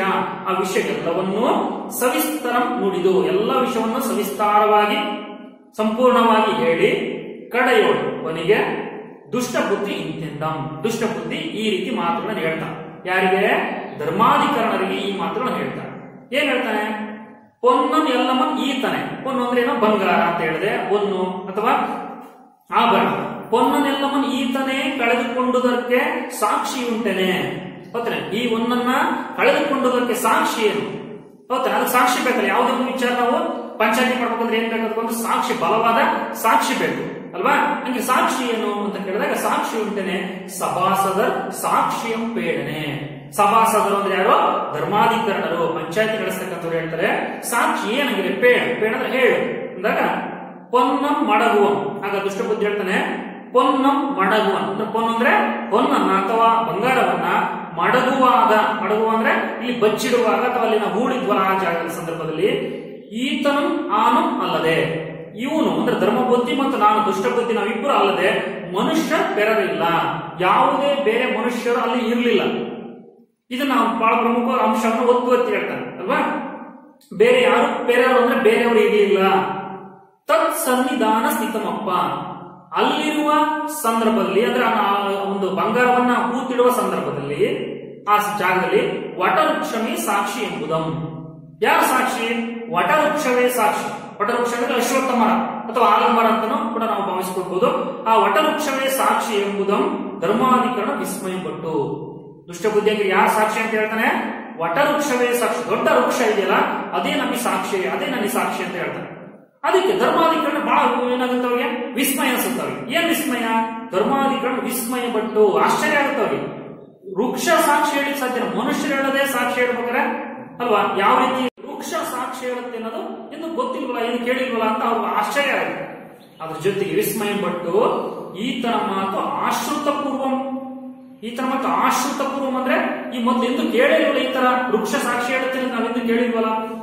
ಈ ಚೋದ್ಯಮಂ, ಈ ವಿಸ್ಮಯವನ್ನ, ಈ ಅದ್ಭುತವನ್ನ ನೋಡುವ ಎಂದು ಧರ್ಮಬುದ್ಧಿಯಂ ಕರೆದು, ನೋಡ ನೀವು ಆಶ್ಚರ್ಯ ಆಗಿದೆಯಲ್ಲ, ಇದು ಕೇಳಿಲ್ಲ, ನೋಡೇ ಬೇಡ ನಿಮ್ಗೆ ಯಾವ ರೀತಿ ಸಾಕ್ಷಿ ಹೇಳುತ್ತೆ ಅಂತ ಅಂದ್ಕೊಂಡು ಧರ್ಮಬುದ್ಧಿಯಂ ಕರೆದು ನೀ ಈ ಸಾಕ್ಷಿಯನ್ನು ಕೈಗೊಳ್ಳುವುದೆಂದೊಡೆ, ನಿನಗೆ ಸಾಕ್ಷಿ ಒಪ್ಪಿಗೆ ಇದೆ, ಸಾಕ್ಷಿಯನ್ನು ಒಪ್ತೀಯಾ ಅಂತ ಕೇಳಿದಾಗ ಹೇಳ್ತಾರೆ ಸಮ್ಮತಿಯನ್ನ ಕೊಡ್ತಾನಾಗ ಧರ್ಮಬುದ್ಧಿ. ಏನಂತ? ಆತಂ ವೃಕ್ಷಂ ಸಾಕ್ಷಿ ಎಂದು ಮುನ್ನಂ ಕೇಳಿದ್ರು ಇಲ್ಲಂ. ಮರ ಅಥವಾ ವೃಕ್ಷ ಸಾಕ್ಷಿ ಹೇಳುತ್ತೆ ಅಂತ ನಾವು ಹಿಂದೆ ಯಾರು ಕೇಳಿಲ್ಲ, ಹೇಳಿದ್ದ ನಮ್ಗೆ ಗೊತ್ತೂ ಇಲ್ಲ, ಕೇಳಿಲ್ಲ ನಾವು. ಈಗ ಬಹಳ ಇದು ವಿಶೇಷವಾಗಿದೆಯಲ್ಲ ಅಂತ ಧರ್ಮಬುದ್ಧಿ ಅಂದ್ಕೊಂಡು ಅದಕ್ಕೆ ಸಮ್ಮತಿ ಕೊಡ್ತಾನೆ. ಆಯ್ತು ನೋಡೇ ಬಿಡೋಣ. ಆಗ ಮುಂದಿನ ಒಂದು ಪ್ಯಾರಾಗ್ರಾಫ್ ನಾವು ಅಭ್ಯಾಸ ಮಾಡ್ತಾ ಹೋದ್ರೆ, ಮನುಷ್ಯರ ಸುಕೃತ ದುಷ್ಕೃತ್ಯಗಳು ದೈವಗಳು ಅರಗು ಅದರಿಂದ ಈ ಸಾಕ್ಷಿ ಉಚಿತಂ. ಅವ್ರು ಯಾವ ಹಿನ್ನೆಲೆಯಲ್ಲಿ ಆ ಸಾಕ್ಷಿ ಸರಿ ಇರ್ಬೋದು ಅಥವಾ ಸಾಕ್ಷಿನ ಒಪ್ಪಿಕೊಳ್ಳಿಕ್ಕೆ ಅಂದ್ಕೊಳ್ತಾನೆ ಅಂದ್ರೆ ಧರ್ಮಬುದ್ಧಿ, ಮನುಷ್ಯರ ಸುಕೃತ ದುಷ್ಕೃತ್ಯಗಳು, ಮನುಷ್ಯ ಮಾನವರ ಒಳ್ಳೆಯದು ಕೆಟ್ಟದು, ಒಳ್ಳೆಯ ಕಾರ್ಯಗಳು ಕೆಟ್ಟ ಕಾರ್ಯಗಳು ದೈವಗಳಿಗೆ ದೇವತೆಗಳಿಗೆ ಗೊತ್ತಾಗುತ್ತೆ. ದೈವಗಳಿಗೆ ಅರಿವು ಅದರಿಂದ ಈ ಸಾಕ್ಷಿ ದೇವರಿಗೆ ಗೊತ್ತಾಗುತ್ತೆ. ಅದಕ್ಕೋಸ್ಕರ ಈ ಸಾಕ್ಷಿ ಇರ್ಬೋದು ಅಂತ ಅಂದ್ಕೊಂಡು ಮರವನ್ನು ನುಡಿಸುವುದು ಪರಮಗಹನಂ. ಆದ್ರೂ ಮರ ಮಾತಾಡುತ್ತೆ ಅನ್ನೋದಿನ ಈಗ ಪರಮಗಹನ. ಪರಮಗಹನ ಅಂದ್ರೆ ಬಹಳ ನಿಗೂಢವಾಗಿದೆಯಲ್ಲ, ಇದು ಏನಿರ್ಬೋದು ಇದು ಅಂದ್ಕೊಂಡು ಈ ಸಾಕ್ಷ್ಯವು ಕೈಗೊಳ್ಳುವುದೇನೆ. ಈ ಸಾಕ್ಷ್ಯ ನಾವು ಕೇಳೇ ಬಿಡೋಣ ಅದೇನಿದೆ ಅಂತ ಅಂದ್ಕೊಂಡು ಧರ್ಮ ಬುದ್ಧಿ ಕರಂಬೊಳಿತು ಕೈಗೊಂಡೇನೆ ಧರ್ಮಾಧಿಕರಣ ಒಂದು ಪೋಲ್ಟ್ ಹೋದ್ದು. ಆಯ್ತು ನೋಡೇ ಬಿಡೋಣ ಅಂತಂದ್ರೆ ಕರಂಬೊಳಿತು ಅಂದ್ರೆ ತುಂಬಾ ಇದು ಬಹಳ ನಿಗೂಢವಾಗಿದಿಲ್ಲ ಅಂತ ಅಂದ್ಕೊಂಡು ಏನೇ ಧರ್ಮಾಧಿಕರಣ ಅಂದು ಪೋಲ್ಟ್ ಹೋದ್ದು. ಆಗ ಧರ್ಮಾಧಿಕರಣ ಸರಿ ಅಲ್ಲಿ ಹೋಗೋಣ ಅಂತ ಹೊರಡ್ಲಿಕ್ಕೆ ಹೋಗ್ತಾರೆ. ಅಷ್ಟಕ್ಕಾಗಲೇ ಏನಾಯ್ತು ಪೋಳ್ತು ಹೋದುದು. ಪೋಳ್ತು ಅಂದ್ರೆ ಹೊತ್ತು ಸಮಯ, ಹೋದು ಅಂದ್ರೆ ಈಗಾಗಲೇ ರಾತ್ರಿ ಆಗುವ ಸಮಯ ಬಂದಿದೆ. ಅದಕ್ಕೋಸ್ಕರ ನಾಳೆ ಹೋಗಿ ಕೇಳುವ ಮೇಲೆ ಅದಕ್ಕೇನ್ ಬೇಡ, ನಾಳೆ ಹೋಗಿ ಕೇಳ, ಈಗ ಬೇಡ, ಈಗಾಗಲೇ ಸಮಯ ಆಗಿದೆ, ಬೆಳಿಗ್ಗೆ ಹೋಗೋಣ ಅಂತ ಅಂದ್ಕೊಂಡು ಹೋಗಿ ತಮ್ಮ ತಮ್ಮ ಮನೆಗೆ ಎಲ್ಲರೂ ಹೋದರು. ಎಲ್ಲರೂ ಕೂಡ ಇಲ್ಲಿ ಹೋದ್ರು, ತಮ್ಮ ತಮ್ಮ ಮನೆಗೆ ಹೊರಟರು. ಆಗ ಈಗ ಇನ್ನೊಂದು ತಂತ್ರವನ್ನ ದುಷ್ಟಬುದ್ಧಿ ಮಾಡೋದು ಈ ಒಂದು ಘಟನೆಯಲ್ಲಿ ನಾವು ಕಾಣ್ತೀವಿ. ಏನಿದು ಅನ್ನೆಗಂ ಅಷ್ಟರಲ್ಲಿ ದುಷ್ಟಬುದ್ಧಿಯಂ ತನ್ನ ಮನೆಗೆ ಬಂದು, ದುಷ್ಟಬುದ್ಧಿ ಯೋಚನೆ ಮಾಡ್ತಾನೆ, ತನ್ನ ಮನೆಗೆ ಬರ್ತಾನೆ, ಬಂದು ತಮ್ಮ ಅಯ್ಯನ ಕೈಯಂ ಪಿಡಿದು. ಇಲ್ಲಿ ನಿಜವಾದ ಅವನ ತಂತ್ರ ಮೋಸದ ಒಂದು ಸಂದರ್ಭ ನಮಗೆ ಈಗ ಗೊತ್ತಾಗುತ್ತೆ. ದುಷ್ಟಬುದ್ಧಿ ಏನ್ ಮಾಡ್ದ, ತಮ್ಮ ಅಯ್ಯ ಅಂದ್ರೆ ತಮ್ಮ ತಂದೆ, ಅವ್ರ ತಂದೆ ಪ್ರೇಮಮತಿ, ದುಷ್ಟಬುದ್ಧಿ ತಂದೆ ಪ್ರೇಮಮತಿ, ಅವರ ಕೈಯನ್ನು ಹಿಡ್ಕೊಂಡು ಕಟ್ಟೇಕಾಂತ ಕೊಯ್ದು, ಕಟ್ಟೇಕಾಂತ ಅಂದ್ರೆ ಏಕಾಂತದ ಸ್ಥಳಕ್ಕೆ, ಅಂದ್ರೆ ಕಡಿದಾದ ಸ್ಥಳ, ಏಕಾಂತ ಸ್ಥಳಕ್ಕೆ ಕರ್ಕೊಂಡು ಹೋಗ್ತಾನ ಅವ್ರ ತಂದೆನ. ಕರ್ಕೊಂಡು ಹೋಗಿ ತದ್ವೃತ್ತ ಅಂತ ಎಲ್ಲವೂ ತಿಳಿಯೇ, ಇಲ್ಲಿವರೆಗೂ ನಡೆದ ಎಲ್ಲಾ ಘಟನೆಗಳನ್ನ ವಿವರಿಸ್ತಾನೆ. ಯಾರಿಗೆ, ಅವರ ತಂದೆ ಪ್ರೇಮಮತಿಗೆ ವಿಷಯವನ್ನು ಹೇಳ್ತಾನೆ. ಹೇಳಿ ತಿಳಿಯೇ ಪೇಳ್ದು ನಿಮ್ಮ ಒಂದು ವಚನ ಮಾತ್ರ ನೀವು, ಪ್ರೇಮಮತಿ ಹೇಳ್ತಾನೆ ದುಷ್ಟಬುದ್ಧಿ, ನೀವು ಹೇಳುವ ಒಂದೇ ಒಂದು ಮಾತಿನಿಂದ, ವಚನದ ಮಾತಿನಿಂದ ತಮ್ಮ ಪರಿಗ್ರಹವೆಲ್ಲವೂ, ಹೌದಾ, ಪರಿಗ್ರಹ ಅಂದ್ರೆ ನಮ್ಮ ಮನೆಯವರೆಲ್ಲರೂ ಕೂಡ, ನಮ್ಮ ಕುಟುಂಬದವರು ಮನೆಯವರೆಲ್ಲರೂ ಕೂಡ ಪಲವು ಕಾಲಂ, ಪಲವು ಹಲವು ಕಾಲ, ಪಸ್ಯದುಂಡು, ಏನ್ ಪಸ್ಯದುಂಡು ಅಂದ್ರೆ ಎಷ್ಟು ಬೇಕು ಆಹಾರ ನಾವು ಊಟ ಮಾಡಬಹುದು, ನಮಗೆ ಬೇಕಾದ ಸವಲತ್ತುಗಳನ್ನು ಪಡ್ಕೋಬಹುದು. ಅಂದ್ರೆ ಬೇಕಾದಷ್ಟು ನಾವು ಏನ್ ಮಾಡಿದ್ವಿ, ಆಗ ಅವನು ಅಲ್ಲಿರ್ತಕ್ಕಂಥ ಅವನ್ನ ನೀವೇ ಕದ್ದುದಾನ ಅಲ್ಲ ಮೋಸದ, ಅದರಿಂದ ನಾವು ಚೆನ್ನಾಗಿ ಜೀವನ ಮಾಡಬಹುದು ಅನ್ನೋ ಒಂದು ಆಸೆ ಅವನಿಗೆ, ದುರಾಸೆ. ಅದಕ್ಕೋಸ್ಕರ ಪಸ್ಯದುಂಡು ಬಾಳುವಂತ ಅರ್ಥ, ಬಾಳಬಹುದು ಅರ್ಥ ಅಂದ್ರೆ ಸಂಪತ್ತು, ಹಣ, ಅಂದ್ರೆ ಈ ಸಿಕ್ಕಿರ್ತಕ್ಕಂಥ ಹಣ ಅಂದ್ರೆ ಈ ಬಂಗಾರ ಅನ್ನೋ ಅರ್ಥನೇ. ಆ ಬಂಗಾರವನ್ನು ಬಳಸಿಕೊಂಡು ನಾವು ಜೀವನ ಪೂರ್ತಿ ಸುಖವಾಗಿ ಹಲವು ಕಾಲ ಜೀವನವನ್ನು ಸಾಗಿಸಬಹುದು ಅನ್ನೋ ಒಂದು ದುರಾಸೆ ಯಾರಿಗಿದೆ, ದುಷ್ಟ ಬುದ್ಧಿಗಿದೆ. ಈ ಮಾತುಗಳನ್ನ ಕೇಳಿದ ಮೇಲೆ ಸಾರ್ಧಪದು ನೀವ ಆ ಮರದ ಕೊಳಲೊಳಗೆ ಅಡಗಿದ್ದು, ಅದಕ್ಕೆ ನೀವು ಮಾಡ್ಬೇಕಾದ್ರೆ ಒಂದೇ ಒಂದು ಅಂತ ಹೇಳಿ ದುಷ್ಟ ಬುದ್ಧಿ ತಮ್ಮ ಪ್ರೇಮ ಏನದು, ಆ ಮರದ ಕೊಳಲು, ಆ ಮಹಾ ವಟವಿಟ ಇತ್ತಲ್ಲ ಆ ವೃಕ್ಷದ, ಇಲ್ಲಿ ಅವರು ಬಂಗಾರ ಓದಿತ್ತಲ್ಲ ಜಾಗ ಇತ್ತಲ್ಲ, ಆ ಕೊಳಲೊಳಗೆ ಅಂದ್ರೆ ಪಟರೆಯೊಳಗಡೆ ಅಡಗಿದ್ದು ಅಂದ್ರೆ ಅದರೊಳಗೆ ಬಚ್ಚಿಟ್ಟು ಕೂತ್ಕೊಂಡು ಧರ್ಮ ಬುದ್ಧಿಯೇ ಪೊನ್ನಂ ಕೊಂಡೊಯ್ದನೆಂದು ನುಡಿ ಎಂಬುದೊಂದು ಆತನ್ ಇಂತೆಂದಂ ಹೇಳ್ತಾನೆ. ನೀನ್ ಹೇಳ್ಬೇಕಾದ್ರೆ ಒಂದೇ ಒಂದು ಮಾತು, ವಚನ ಮಾತು ಅಂದ್ರೆ ಏನ್ ಮಾತಪ್ಪ ಅಂದ್ರೆ ಧರ್ಮ ಬುದ್ಧಿಯೇ ಪೊನ್ನಂ ಅಂದ್ರೆ ಬಂಗಾರವನ್ನ ಕದ್ದೊಯ್ದನೆಂದು ಹೇಳ್ಬೇಕು ಅನ್ನೋ ಮಾತನ್ನ ದುಷ್ಟ ಬುದ್ಧಿ ತನ್ನ ಪ್ರೇಮಮತಿಗೆ ಹೇಳ್ತಾನೆ. ಆಗ ನುಡಿ ಆ ಮಾತುಗಳನ್ನು ಕೇಳಿಸಿಕೊಂಡ ಪ್ರೇಮಮತಿ ಇಂತೆಂದಂ. ನೋಡ ಅವನು ಏನ್ ಹೇಳ್ತಾನ, ತಂದೆ ತನ್ನ ಮಗನಿಗೆ ಯಾವ ರೀತಿ ಒಳ್ಳೆ ಮಾತುಗಳು ಹೇಳ್ತಾನೋ ಅಥವಾ ಅವನು ಅದೇ ದಾರಿಗೆ ಹೋಗ್ತಾನೋ ನೋಡ್ರ, ಆ ಮಾತುಗಳು ನಾವು ಮುಂದಿನ ಭಾಗದಲ್ಲಿ ನೋಡ್ತಾ ಹೋಗ್ಬೋದು.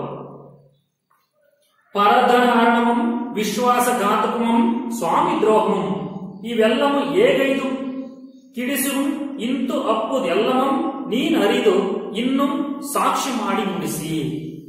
ದುಷ್ಟಬುದ್ಧಿಗೆ ಪ್ರೇಮಮತಿ ಆರಂಭದಲ್ಲಿ ಒಳ್ಳೆ ಮಾತುಗಳನ್ನು ಹೇಳ್ತಾನೆ, ತಂದೆ ಒಳ್ಳೆ ಮಾತುಗಳು ಹೇಳ್ತಾನೆ. ಏನ್ ಹೇಳ್ತಾನೆ, ಪರಧನ ಹರಣಮಂ, ಪರ ಅಂದ್ರೆ ಬೇರೆಯವರ, ಧನ ಅಂದ್ರೆ ಹಣ ಅಲ್ವಾ, ಹರಣ ಅಂದ್ರೆ ಬೇರೆಯವರ ಹಣ ನಾವು ಅಪಹರಿಸತಕ್ಕಂಥದ್ದು, ಹೌದು, ತಪ್ಪು ಅನ್ನೋ ಮನೋಭಾವ.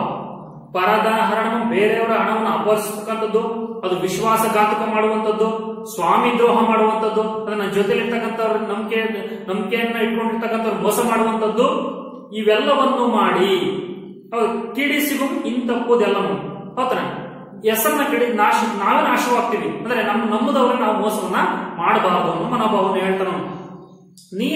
ನಿನಗೂ ಗೊತ್ತಿದೆ ಇದು ಮಾಡ್ತಕ್ಕಂಥ ತಪ್ಪು ಅನ್ನೋದು ನಿನಗೆ ಗೊತ್ತಿದೆ, ಆದ್ರೂ ಕೂಡ ಎನ್ನು ಸಾಕ್ಷಿ ಮಾಡಿ ನುಡಿಸೆ, ಮತ್ತೆ ನನ್ನ ಹತ್ರ ಸಾಕ್ಷಿ ಹೇಳಿಸ್ತಾ ಇದೆಯಲ್ಲ ನೀನು ಅಂತ ಪ್ರೇಮಮತಿ ತನ್ನ ಮಗನಿಗೆ ಬುದ್ಧಿವಾದವನ್ನು ಹೇಳ್ತಾನೆ. ಅಷ್ಟು ಹೇಳಿದ ಮೇಲೆ ನುಡಿಸಿ ಕಿಡಿಸಲ್ ಬಗೆದೆ, ಕಿಡಿ ಅಂದ್ರೆ ನಾಶವಾಗ್ತೀವಿ ನಾವು, ಗೊತ್ತಾ, ಈ ರೀತಿ ನಾವು ಮೋಸ ಮಾಡೋದು ತಪ್ಪು ಅನ್ನೋ ಮನೋಭಾವನ ತನ್ನ ಮಗನಿಗೆ ಹೇಳ್ತಾನೆ. ನಿನ್ನ ಬಳುವಗೆ ನಮ್ಮ ಕುಲವನ್ನೆಲ್ಲವನ್ನು ಅಡಿಯುವ ಬಗೆ, ಹೌದಾ, ನಿನ್ನ ಕೆಟ್ಟ ಒಂದು ಗುಣದಿಂದ, ಪೊಳು ಒಂದು ಕೆಟ್ಟ ಯೋಚನೆ, ಏನ್ ಕೆಟ್ಟ ಯೋಚನೆ, ತನ್ನ ತಂದೆನೇ ಮೋಸದಿಂದ ಮಾತುಗಳನ್ನು ಹೇಳಬೇಕು, ಸುಳ್ಳು ಹೇಳಬೇಕು ಅನ್ನೋ ಮಾತು. ಅದಕ್ಕೆ ಆ ಮಾತಿನಿಂದ ನಮ್ಮ ಕುಲವನ್ನು ಅಳಿಯುವ ಬಗ್ಗೆ, ನಮ್ಮ ಕುಲಕ್ಕೆ ಕೆಟ್ಟ ಹೆಸರು, ಅದಕ್ಕೆ ಯಾವುದೇ ಕಾರಣಕ್ಕೂ ಅದು ತಪ್ಪು, ನೀವು ಮಾಡ್ತಾ ತಪ್ಪು ನಮ್ಮ ಮನೋಭಾವನೆ ನಮಗೆ ತಿಳಿಸ್ತಾನೆ. ಏನಲ್ ಏನು ಹೇಳಿದ ತಕ್ಷಣ ದುಷ್ಟ ಬುದ್ಧಿ ಕೇಳ್ದು ನಮ್ಮ ನಿರ್ವಾಹಮಂ, ಅದು ದುಷ್ಟ ಬುದ್ಧಿ ಹೇಳಿದ್ಮೇಲೆ ಹೇಳುವ ಮಾತನ್ನು ಕೇಳಿಸ್ಕೊಂಡು ನಮ್ಮ ನಿರ್ವಾಹನ ತಂತ್ರ, ಏನ್ ದುಷ್ಟ ಬುದ್ಧಿ ತಂತ್ರ ಮಾಡಿದ್ದಾನೆ ಈಗ, ಪ್ರೇಮ ಮಧ್ಯೆ ಮರದ ಕೊಠಡಿ ಒಳಗೆ ಕೂತ್ಕೊಂಡು ಸುಳ್ಳನ್ನು ಹೇಳೋದು. ಆ ತಂತ್ರ ಕಿಡಿಸಿದ ಎನ್ನಂದುದು ಗೈ ಎಂದು ತನ್ನ ತಂದೆಯನ್ನು ಒಡಂಬಡಿಸಿ ಕೊನೆಗೆ ಹೇಳ್ತಾನೆ, ಈ ಒಂದು ತಂತ್ರದಲ್ಲಿ ಸೋತ್ಬಿಟ್ರೆ ನನಗೆ ತೊಂದರೆ ಆಗುತ್ತೆ ಅಂತ ಹೇಳಿದ್ಮೇಲೆ ದುಷ್ಟ ಬುದ್ಧಿಯ ಮಾತಿಗೆ ಬಲವಂತದಿಂದ ಪ್ರೇಮಮತಿ ಒಪ್ಪಿಕೊಳ್ಳುವಂತ ಒಂದು ಸಂದರ್ಭ ಇಲ್ಲಿ ಸೃಷ್ಟಿಯಾಗುತ್ತೆ. ಆಗ ಹೇಳ್ತಾನು, ಹಾಳು ಮಾಡಿ ಅಂದ್ರೆ ನಾನೇ ಇದರಲ್ಲಿ ಬಲಿಯಾಗುವ ಸಂದರ್ಭ ಬರುತ್ತೆ, ಅದಕ್ಕೋಸ್ಕರ ಇದೊಂದು ಸಂದರ್ಭ ನೀನು ಸುಳ್ಳು ಹೇಳಲೇಬೇಕು ಅಂತ ದುಷ್ಟ ಬುದ್ಧಿ ತನ್ನ ಪ್ರೇಮಮತಿ ಬಲವಂತ ಮಾಡಿ ಹೇಳ್ತಾನೆ. ಆಗ ತನ್ನ ತಂದೆಯನ್ನು ಒಡಂಬಡಿಸಿ ಒಪ್ಪಿಸಿ ಈ ತೀರ್ಪಿನ ಆದಿತ್ಯಂ ಅಪರಗಿರಿಯ ನೇಯ್ದುವುದಂ, ಈ ತೀರ್ಪು ನಾಳೆ ಬೆಳಿಗ್ಗೆ ಇದೆ, ಬೆಳಿಗ್ಗೆ ಧರ್ಮಾಧಿಕರಣರ ಮರದ ಹತ್ರ ಬರ್ತಾರೆ, ಅಷ್ಟೊಳಗೆ ನೀನು ಎಲ್ಲಿಗೆ ಹೋಗ್ಬೇಕು, ಆ ಮರದ ಪಟ್ಟರ ಒಳಗಡೆ ಅವಿತ್ಕೊಳ್ಬೇಕು ಅನ್ನೋ ಮಾತನ್ನ ಹೇಳ್ತಾನೆ. ಅದಕ್ಕೆ ಆದಿತ್ಯ ಅಂದ್ರೆ ಸೂರ್ಯ, ಅಪರಗಿರಿ ಅಂದ್ರೆ ಸೂರ್ಯ ಮುಳುಗುವ ಸಮಯ, ಸೂರ್ಯ ಮುಳುಗುವ ಆಗ್ತದೆ ಅಷ್ಟೊತ್ತಿಗೆ ನೀನು ಅದರೊಳಗೆ ಕೂತ್ಕೊಂಡು ಬೆಳಿಗ್ಗೆ ಬರೋ ಅಷ್ಟೊತ್ತಿಗೆ ನೀನು ಅದರೊಳಗಡೆ ಕೂತ್ಕೊಂಡಿರ್ಬೇಕು ಅನ್ನೋ ಮಾತನ್ನ ಹೇಳ್ತಾನೆ. ಅದಕ್ಕೆ ನೋಡಿ, ಈ ಸೂರ್ಯ ಉದಯ ಅಸ್ತಮಯ ಆಗ್ತಾ ಇದೆ, ಇಲ್ಲಿ ಇನ್ನು ಅದರ ಮಾರ್ಮಿಕವಾಗಿರುತ್ತೆ ನಾವು ಅರ್ಥ ಮಾಡ್ಕೋಬೇಕು. ಇದರ ಅರ್ಥ ಏನಪ್ಪ ಅಂದ್ರೆ ಈ ದುಷ್ಟಬುದ್ಧಿಯ ಯೋಚನೆಯು ಕೂಡ ಅಧಪತನವಾಗ್ತಾ ಇದೆ ಇಲ್ಲಿ, ಅಂದ್ರೆ ತನ್ನ ಪ್ರೇಮಬುದ್ಧಿಯನ್ನೇ ತಾನೇ ಬಲಿ ಕೊಡುವಂತ ಸಂದರ್ಭ. ಇದು ಬಹಳಷ್ಟು ಇಲ್ಲಿ ಪ್ರಮುಖವಾಗಿರ್ತಕ್ಕಂಥ ಈ ಸಂದರ್ಭದ ಈ ಒಂದು ಪ್ಯಾರದಲ್ಲಿ ಬರ್ತಕ್ಕಂಥ ಪ್ರಮುಖ ಅಂಶ. ಇಷ್ಟಾದ್ಮೇಲೆ ಈಗಾಗಲೇ ಕತ್ಲ ಆಗ್ತಾ ಇದೆ, ತನ್ನ ತಂದೆಯನ್ನು ಒಪ್ಪಿಸ್ತಾನೆ, ಅವನು ಹೋಗಿ ಕೊಟ್ಟರೊಳಗೆ ಕೂತ್ಕೋಬೇಕು. ಆಗ ದುರ್ಗಸಿಂಹ ಇಡೀ ಕತ್ತಲಾದಂತ ಇಡೀ ವಾತಾವರಣವನ್ನ ಒಂದು ಪದ್ಯದ ಮೂಲಕ ನಮಗೆ ತಿಳಿಸ್ತದೆ. ನೋಡಿ, ಇದು ಛಂದಸ್ಸಿನ ಮತ್ತೊಂದು ಪದ್ಯವನ್ನು ಇಲ್ಲಿಟ್ಟದೆ, ಅದೇ ಚಂಪು ಕಾವ್ಯ ಅಂತ ನಾವು ಕರಿತೀವಿ ಅಂತ. ಇದು ಯಾವ್ದಪ್ಪ ಅಂದ್ರೆ ಉತ್ಪಲ ಮಾಲ ವೃತ್ತ ಪದ್ಯದಲ್ಲಿ ವೃತ್ತ ಛಂದಸ್ಸುಗಳು ಅಂತಿದ್ದಾವೆ, ಖ್ಯಾತ ಕರ್ನಾಟಕಗಳು ಅಂತಿದ್ದಾವೆ. ಆ 6 ವೃತ್ತಗಳಲ್ಲಿ ಉತ್ಪಲ ಮಾಲ ವೃತ್ತ ಮೊದಲನೇದು. ಆ ವೃತ್ತಕ್ಕೆ ಸಂಬಂಧಪಟ್ಟ ಒಂದು ಪದ್ಯವನ್ನ ಈ ಸಂದರ್ಭದಲ್ಲಿ ನಾವು ಗಮನಿಸಬಹುದು. ಈ ಪದ್ಯ ನಮ್ಗೆ ಏನ್ ತಿಳಿಸುತ್ತೆ ಅಂದ್ರೆ ಇಡೀ ಆ ಕತ್ತಲೆ ಹೇಗಿತ್ತು ಅನ್ನೋದು ವರ್ಣನೆ ಮಾಡುವಂತ ಒಂದು ಸಂದರ್ಭ, ರಾತ್ರಿ ಆಗುವಂತ ಸಂದರ್ಭ. ಅದನ್ನ ಹೇಳ್ತಾನೆ ದುರ್ಗಸಿಂಹ. ಹೇಗಿತ್ತು? ಮೇದಿನಿಯಂ ಕ್ರಮಕ್ರಮದೇ ಪರ್ವಿದುದಾತ್ತನ ಭೋವಿ ವಿಭಾಗಂ ಆಚ್ಛಾದಿತ ದಿಗ್ಮುಖಂ ವ್ಯವಹಿತ ಅಖಿಲ ದೃಷ್ಟಿಪಥಂ ತಮಾಲ ಭೃಂಗೋದರ ನೀರದಾಗಮ ಘನ ಪ್ರಕರಾಂಚನ ಪುಂಜ ಕೋಕಿಲ ಅಬ್ಜೋದರ ಕಾಯಕಾಂತಿ ಶಿತಿಕಂಠಗಳ ಅಪ್ರತಿಮ ಪ್ರಭಂ ತಮಂ.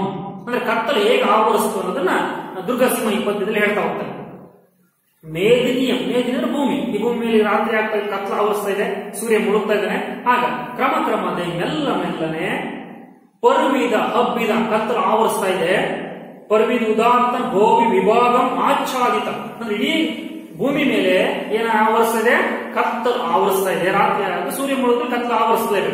ಆ ಕತ್ತಲು ಆವರಿಸ್ತಾ ಇದೆ. ದಿಗ್ಮುಖಂ, ಎಲ್ಲಾ ದಿಕ್ಕುಗಳಲ್ಲೂ ಕೂಡ ಬರೀ ಕತ್ತಲ ಇದೆ. ದಿಗ್ಮುಖಂ ವ್ಯವಹಿತ ಅಖಿಲ ದೃಷ್ಟಿಪಥಂ, ಎಲ್ಲರೂ ಕತ್ತಲೆ, ನಮ್ಮ ದೃಷ್ಟಿ ಕತ್ತಲೆ ಕಾಣ್ತಾ ಇದೆ ಎಲ್ಲ ಕಡೆ. ಆ ಕತ್ತಲು ಕಾಣುವಂತ ಸನ್ನಿವೇಶ. ತಮಾಲ ಕತ್ತಲೆ, ಎಲ್ಲ ಕಡೆ ಕತ್ತಲು ಆವರಿಸ್ತಿದೆ. ಭೃಂಗೋದರ ನೀರದಾಗಮ, ಹೊಗೆಯಷ್ಟು ಕಪ್ಪಾದ ರೀತಿಯಲ್ಲಿ ಇಡೀ ವಾತಾವರಣ ಕಾಣ್ತಾ ಇದೆ, ಕತ್ತಲಾಗ್ತಾ ಇದೆ ಅನ್ನೋ ಒಂದು ಭಾವನೆ ಅಲ್ಲಿ ಆ ವಿಷಯವನ್ನು ತಿಳಿಸ್ತಾ ಹೋಗ್ತಾನೆ. ನೀರದಾಗಮ ಘನ ಪ್ರಕರಾಂಚನ ಪುಂಜ ಕೋಕಿಲ ಘನ ಪ್ರಕರ, ಕಾಡಿಗೆಯಷ್ಟು ಕಪ್ಪಾಗಿರುವಂತ ಒಂದು ಸಮಯ ಆಗಿತ್ತು ಅಂತ, ಅಷ್ಟು ಕತ್ತಲಾಗಿತ್ತು ಅನ್ನೋದು. ಹೌದಾ? ಘನ ಪ್ರಕರಾಂಚನ, ಕಾಡಿಗೆಯಷ್ಟು ಕಪ್ಪಾಗಿರುವಂತದ್ದು. ಕೋಕಿಲ ತತ್ಸಂತತ್ವ, ಕೋಗಿಲೆ ಅದನ್ನು ಕೂಡ ಪರೀಕ್ಷೆಯಲ್ಲಿ ತತ್ಸಂತತ್ವ ಕೇಳ್ತಾರೆ. ಸಂಸ್ಕೃತದ ಮೂಲ ಪದಗಳನ್ನ ತತ್ಸಮ ಸಂಸ್ಕೃತ ಕನ್ನಡಕ್ಕೆ ಬರುವಾಗ ಸ್ವಲ್ಪ ಬದಲಾವಣೆ ಆಗಿದ್ರೆ ಅಥವಾ ಸಂಪೂರ್ಣ ಬದಲಾವಣೆ ಇರೋ ಪದಗಳು ತದ್ಭವ ಅಂತ ಕರೀತೀವಿ. ಅವು ಕೂಡ ಪ್ರತಿ ಪಾಠದಲ್ಲಿ ನಾವು ಅದನ್ನ ಗಮನಿಸ್ತಾ ಹೋಗ್ಬೇಕು. ಕೋಗಿಲೆ ಎಷ್ಟು ಕಪ್ಪಾಗಿರುವಂತಹ ಒಂದು ಸಮಯ ಅದು, ಕತ್ತಲಾಗಿರ್ತಕ್ಕಂಥ ಸಮಯ. ಅಬ್ಜೋದರ ಕಾಯಕಾಂತಿ, ಅಬ್ಜೋದರ ಅಂದ್ರೆ ಯಾರಂದ್ರೆ ವಿಷ್ಣುವಿಗೆ ಏನಂತ ಕರಿತೀವಿ ಅಬ್ಜೋದರ, ಅವನ ದೇಹದಷ್ಟು ಕಪ್ಪಾಗಿರುವಂತದ್ದು.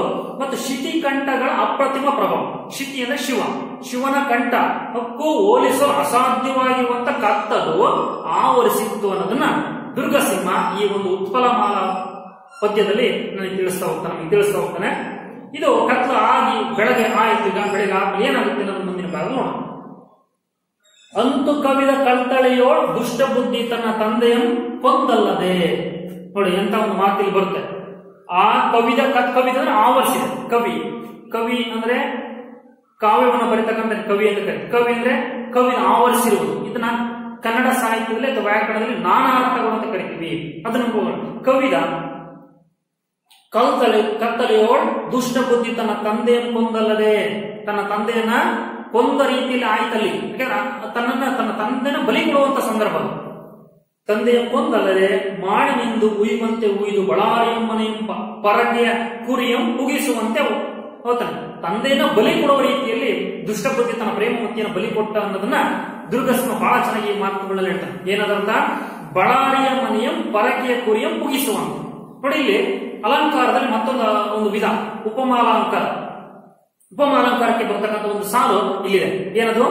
ಬಳಾರಿಯ ಮನೆಯಂ ಪರಕೆಯ ಕುರಿಯಂ ಮುಗಿಸುವಂತೆ.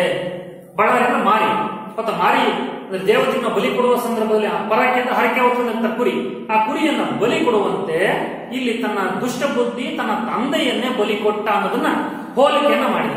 ಅದಕ್ಕೋಸ್ಕರ ಯಾವ ಅಲಂಕಾರ ಆಗುತ್ತೆ? ಉಪಮಾಲಂಕಾರವಾಗುತ್ತೆ.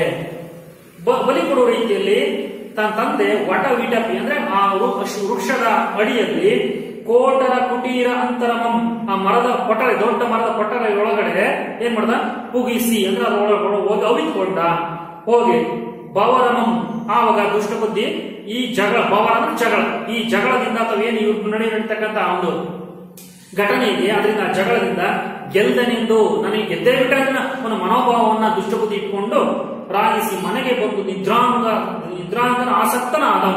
ಹೌದಾನೆ, ಸಂಪೂರ್ಣ ನಿದ್ದೆಯನ್ನು ಮಾಡ್ಲಿಕ್ಕೆ ಎಲ್ಲ ರೀತಿ ತಯಾರು ಮಾಡಿ ನಿದ್ದೆಯನ್ನ ಮಾಡ್ದ. ಅಂದ್ರೆ ತನ್ನ ತಂದೆಯನ್ನ ಬಲಿ ಕೊಡುವುದಕ್ಕೆ ಕಳಿಸಿ ತಾನು ನೆಮ್ಮದಿಯ ನಿದ್ದೆ ಮಾಡಿ ಪ್ರಯತ್ನ ಪಡ್ತಾನೆ. ನೋಡಿ, ಇದು ಎಷ್ಟು ಅಪರೂಪದ ಮಾತುಗಳ ಮೂಲಕ ದುಷ್ಟಬುದ್ಧಿಯ ಸಂದರ್ಭವನ್ನ ದುರ್ಗಸಿಂಹ ಈ ಮಾತುಗಳ ಮೂಲಕ ನಮಗೆ ತಿಳಿಸ್ತಾ ಹೋಗ್ತಾನೆ. ಅಂದ್ರೆ ಹೋಲಿಕೆ ಮಾಡ್ತಾನೆ, ಯಾವ ರೀತಿ ತನ್ನ ತಂದೆಯನ್ನು ಬಲಿ ಕೊಟ್ಟ ಅನ್ನೋದನ್ನ ಈ ಒಂದು ಸಾಲಿನ ಮೂಲಕ ನಮಗೆ ಹೋಲಿಕೆಯನ್ನು ಮಾಡುವ ಸಂದರ್ಭ ಇದೆ. ಇದ್ರೆ ಆಯ್ತು, ಈ ಬೆಳಗ್ಗೆ ಆಗಿ ಇನ್ನೇನಲ್ಲಿಗೆ ಇಲ್ಲಿಗೆ ಹೋಗ್ಬೇಕಾದ್ರು ಧರ್ಮಾಧಿಕಾರರ ಜೊತೆಯಾಗಿ ಆ ವೃಕ್ಷದ ಹತ್ರಕ್ಕೆ ತೀರ್ಪು ಅಂದ್ರೆ ಪಂಚಾಯತಿ ಮಾಡುವ ಸ್ಥಳಕ್ಕೆ ಹೋಗ್ಬೇಕು. ಹಾಗೇನಾಯ್ತಪ್ಪ ಅಂದ್ರೆ ಆದಿತ್ಯಂ ಉದಯಮಾಗಲೊಡಂ, ಆದಿತ್ಯ ಅಂದ್ರೆ ಸೂರ್ಯ, ಸೂರ್ಯ ಉದಯ ಆದ ತಕ್ಷಣನೇ ಆಗಲೊಡಂ ಧರ್ಮಬುದ್ಧಿ ದೇವ ಗುರು ದ್ವಿಜ ಪೂಜೆಗಳ ಮಾಡ್ತಾಂ. ಸಾಮಾನ್ಯ ಧರ್ಮಬುದ್ಧಿಗೆ ಯಾವ ಅಳುಕು ಇಲ್ಲ ಅವನ ಮನಸ್ಸಲ್ಲಿ. ಯಾಕೆ ಅಳುಕಿಲ್ಲಪ್ಪ ಅಂದ್ರೆ ಅವನು ತಾನು ನ್ಯಾಯವಾಗಿದ್ದೀನಿ, ಹೌದಾ, ನಾನು ಯಾವ ಬಂಗಾರವನ್ನ ಅಥವಾ ಹಣವನ್ನ ಅಥವಾ ಅಲ್ಲಿರ್ತಕ್ಕಂಥ ಹೊನ್ನನ್ನ ನಾನು ಕದ್ದಿಲ್ಲ ಅನ್ನೋದು ಅವನಿಗೆ ಗೊತ್ತಿದೆ. ಅವನ ವಿಶ್ವಾಸ ಇದೆ, ತನ್ನ ಬಗ್ಗೆ ನನಗೆ ವಿಶ್ವಾಸ ಇದೆ. ಅದಕ್ಕೋಸ್ಕರ ಯಾವ ಅಳುಕಿಲ್ಲ. ತನ್ನ ಪ್ರತಿನಿತ್ಯದ ಏನು ದಿನನಿತ್ಯದ ಕೆಲಸ ಮಾಡ್ತಾ ಇದ್ದೋ ಆ ಕೆಲಸಗಳನ್ನ ಮಾಡ್ತಾ ಇದ್ದಾನೆ. ಏನ್ ಮಾಡಿದ ಅವನು? ಬೆಳಿಗ್ಗೆ ಧರ್ಮಬುದ್ಧಿ ಎದ್ದ ತಕ್ಷಣ ದೇವ ಪೂಜೆ, ಗುರು ಪೂಜೆ, ದ್ವಿಜ ಪೂಜೆಗಳನ್ನ ಮಾಡ್ತಾ ತಡೆಯಂ, ಅವನು ದಿನನಿತ್ಯ ಏನ್ ಕೆಲಸ ಕಾರ್ಯ ಮಾಡ್ಕೋ ಅದೆಲ್ಲವನ್ನ ಮಾಡಿಕೊಂಡು ಬೆಳಗ್ಗೆ ಮಾಡ್ತಕ್ಕಂಥ ನೋಡು ಧರ್ಮಬುದ್ಧಿ ಹೆಸರಿನಲ್ಲಿ ಅವನು ದಿನನಿತ್ಯ ಮಾಡುವಂತ ಒಳ್ಳೆ ಕೆಲಸಗಳು, ಹೌದಾ, ಅದೇ ಅವನು ಸುಸಂಸ್ಕೃತ ವ್ಯಕ್ತಿ ಅಂತ ಕರಿತೀವಿ ಅಲ್ವಾ, ಸಜ್ಜನ ವ್ಯಕ್ತಿ ಅಂತ ಕರಿತೀವಿ. ಆದ್ರೆ ದುಷ್ಟಬುದ್ಧಿ ಏನ್ ಮಾಡ್ದ? ದುಷ್ಟಬುದ್ಧಿ ಮುಖಮಂ ತೊಳೆಯಲೇ ಬಂದು ಧರ್ಮಾಧಿಕರಣ ನಿತ್ಯಂದಂ. ನೋಡು, ಧರ್ಮಬುದ್ಧಿ ಯಾವ ಅಳುಕಿದ್ದಲ್ಲೇ ನನ್ನ ಮೇಲೆ ಆರೋಪ ಬಂದ್ರು ಕೂಡ ನಾನು ಸತ್ಯವಂತ, ನಾನು ನ್ಯಾಯವಾಗಿದ್ದೀನಿ ಅನ್ನೋ ಒಂದು ಭಾವನೆ ಇದೆಯಲ್ಲ, ಅದು ಅವನನ್ನು ಕಾಪಾಡುತ್ತೆ ಅಲ್ವಾ. ಅದಕ್ಕೋಸ್ಕರ ಇಲ್ಲಿ ದುಷ್ಟಬುದ್ಧಿ ಏನ್ ಮಾಡ್ತಾನೆ? ಬೆಳಗರಿಯದೇ ಕಾಯ್ತಾ ಇದೆ. ಯಾಕಂದ್ರೆ ತನ್ನ ಬೇಗ ಆ ಒಂದು ಏನ ತೀರ್ಪಿನಲ್ಲಿ ಏನ ಒಂದು ಆ ಸನ್ನಿವೇಶದಲ್ಲಿ ಅದು ಕಳ್ಳತನ ಆರೋಪದಲ್ಲಿ ಅವನ ಆರೋಪ ಹೊರಿಸಿ ನಾನು ಅದ್ರ ವಿಜಯಶಾಲಿ ಆಗ್ಬಿಟ್ಟು ನಾವು ಆರಾಮ ಜೀವನ ಮಾಡಬಹುದು ಅನ್ನೋ ಒಂದು ಏನ್ ಕೆಟ್ಟ ಆಲೋಚನೆ ಇತ್ತಲೋ ಅದೇ ಆಲೋಚನೆಯಿಂದ ಬೆಳಗ್ಗೆ ಎದ್ದು ಮುಖವನ್ನೇ ತೊಳೆಯಿದ್ದಾನೆ. ಎಲ್ಲಿಗೆ ಬಂದಾನೆ? ಧರ್ಮಾಧಿಕರಣ ಹತ್ರ ಬಂದಿದ್ದಾನೆ. ಪಂಚಾಯತಿ ಬೇಗ ಬಗೆಹರಿಸ್ತೆ ಅಂತ ನೋಡಿ. ಇಲ್ಲಿ ಅವನ ವ್ಯಕ್ತಿತ್ವ ಗೊತ್ತಾಗ ಅಲ್ವಾ. ಅಂದ್ರೆ ಬೇಗ ಕಳ್ಳನ ಮನಸ್ಸು ಉಳ್ಳುಳ್ಳಿಗೆ ಅಂತ ಹಳ್ಳಿ ಗಾದೆ ಮಾತಾಡ್ತಾರೆ. ಅಂದ್ರೆ ಬೇಗ ನಾನು ಅದರಿಂದ ಹೊರ ಬರಬೇಕು ಅನ್ನೋ ಒಂದು ಆಲೋಚನೆ. ಆಗೇನಾಯ್ತಪ್ಪ ಅಂದ್ರೆ ಧರ್ಮಾಧಿಕಾರಿ ಹೇಳ್ತಾನೆ, ಏನಂತ ಹೇಳ್ತಾನೆ ನೋಡ್ರಿ, ಬಂದ ತಕ್ಷಣ ಪ್ರತ್ಯರ್ಥಿ ಬಂದನಿಲ್ಲ ಪಿರಿದು ಕೊಡ್ದು ಓದುದು. ಪ್ರತ್ಯರ್ಥಿ ಅಂದ್ರೆ ಪ್ರತಿವಾದಿ. ಯಾರು ಪ್ರತಿವಾದಿ? ಅವನಿಗೆ ಧರ್ಮಬುದ್ಧಿ. ಆ ಧರ್ಮಬುದ್ಧಿನೂ ಬಂದಿಲ್ಲ. ಪಿರಿದು ಕೊಡ್ದು ಓದುದು ಅಂದ್ರೆ ಸಾಕಷ್ಟು ಸಮಯ ಆಗ್ತಾ ಇದೆ, ಕೊಡ್ದು ಹೊತ್ತು ಹೋಗ್ತಾ ಇದೆ, ಇನ್ನೂ ಬಂದೇ ಇಲ್ಲ ಅವನು.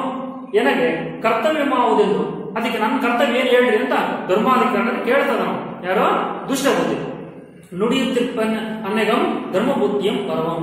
ಆ ಮಾತನ್ನು ಹೇಳ್ತಾ ಇರುವ ಸಂದರ್ಭಕ್ಕೆ ಅಲ್ಲಿ ಅಷ್ಟರಲ್ಲಿ ಧರ್ಮಬುದ್ಧಿ ಆಗಮನ ಆಗುತ್ತೆ. ಬರವಂ ಅಲ್ಲಿ ಏನ್ ಮಾಡ್ತಾನೋ ಆಗಮಿಸ್ತಾನೆ. ಅವನ ಬರುವಿಕೆಯನ್ನ ನೋಡಿ ಕಂಡ ಆ ಕ್ಷಣದೋಳು ಧರ್ಮಾಧಿಕರಣ ನಡೆಯಂ. ಧರ್ಮಾಧಿಕರಣ ನಡೆಯಪ್ಪ ಅಂತ ಹೇಳ್ತಾರೆ. ಇಲ್ಲಿಗೆ ನಿಮ್ಮಿರುವರ ಭವರಂ, ನಿಮ್ಮಿಬ್ಬರ ಭವರಮಂ, ಭವರ ಅಂದ್ರೆ ಜಗಳವನ್ನ ಅಥವಾ ಏನ್ ನಿಮ್ಮಲ್ಲಿ ನಡುವೆ ನಡ್ತಾ ಈ ಘಟನೆ ಇದೆ ಅದನ್ನ ನಾವೇನ್ ಮಾಡ್ಕೋದ ಅಥವಾ ಪರಿಹಾರವನ್ನು ಕಂಡುಕೊಳ್ಬೇಕು, ಅಥವಾ ಯಾರಿದ್ರಲ್ಲಿ ಸತ್ಯವಂತ ಅನ್ನೋದನ್ನ ನಾವು ಗುರ್ತಿಡಿಬೇಕು. ಅದಕ್ಕೋಸ್ಕರ ಇದನ್ನ ಈ ಒಂದು ತೀರ್ಪನ್ನು ಕೊಡಬೇಕು ಅನ್ನೋ ಕಾರಣಕ್ಕೋಸ್ಕರ ಇಬ್ರು ಕೂಡ ಏನ್ ಮಾಡ್ತಾರೆ, ಇಲ್ಲಿ ಹೋಗ್ತಾರೆ ಆ ವಟವೃಕ್ಷದ ಸಮೀಪಕ್ಕೆ ಬಂದು, ಇಲ್ಲಿ ಬಂದ್ರವರು ವಟವೃಕ್ಷದ ಸಮೀಪಕ್ಕೆ ಅಶ್ವತ್ಥ ಮರದ ಹತ್ತಿರಕ್ಕೆ ಬಂದು ಅಷ್ಟವಿಧಾರ್ಚನೆಯಿಂದ ಅರ್ಚಿಸಿ 8 ರೀತಿಯ ಪೂಜೆಗಳನ್ನ ಮಾಡಿ ಅರ್ಚಿಸಿದ ಪೂಜೆನ ಮಾಡಿ ತದನಂತರ ಆ ಇಬ್ರು ನುಡಿಸಿ ಬಳಿಕ ಮರ ನಿಂತೆಂದಾರ. ಅವರಿಬ್ರು ಮಾತುಗಳನ್ನು ಹೇಳಿದ್ಮೇಲೆ ಆ ಮರವನ್ನು ಕುರಿತು ಈ ರೀತಿ ಮಾತುಗಳನ್ನು ಹೇಳ್ತಾರೆ. ಅಂದ್ರೆ ಒಂದು ಮರ ಅಂದ್ರೆ ನಮ್ಮ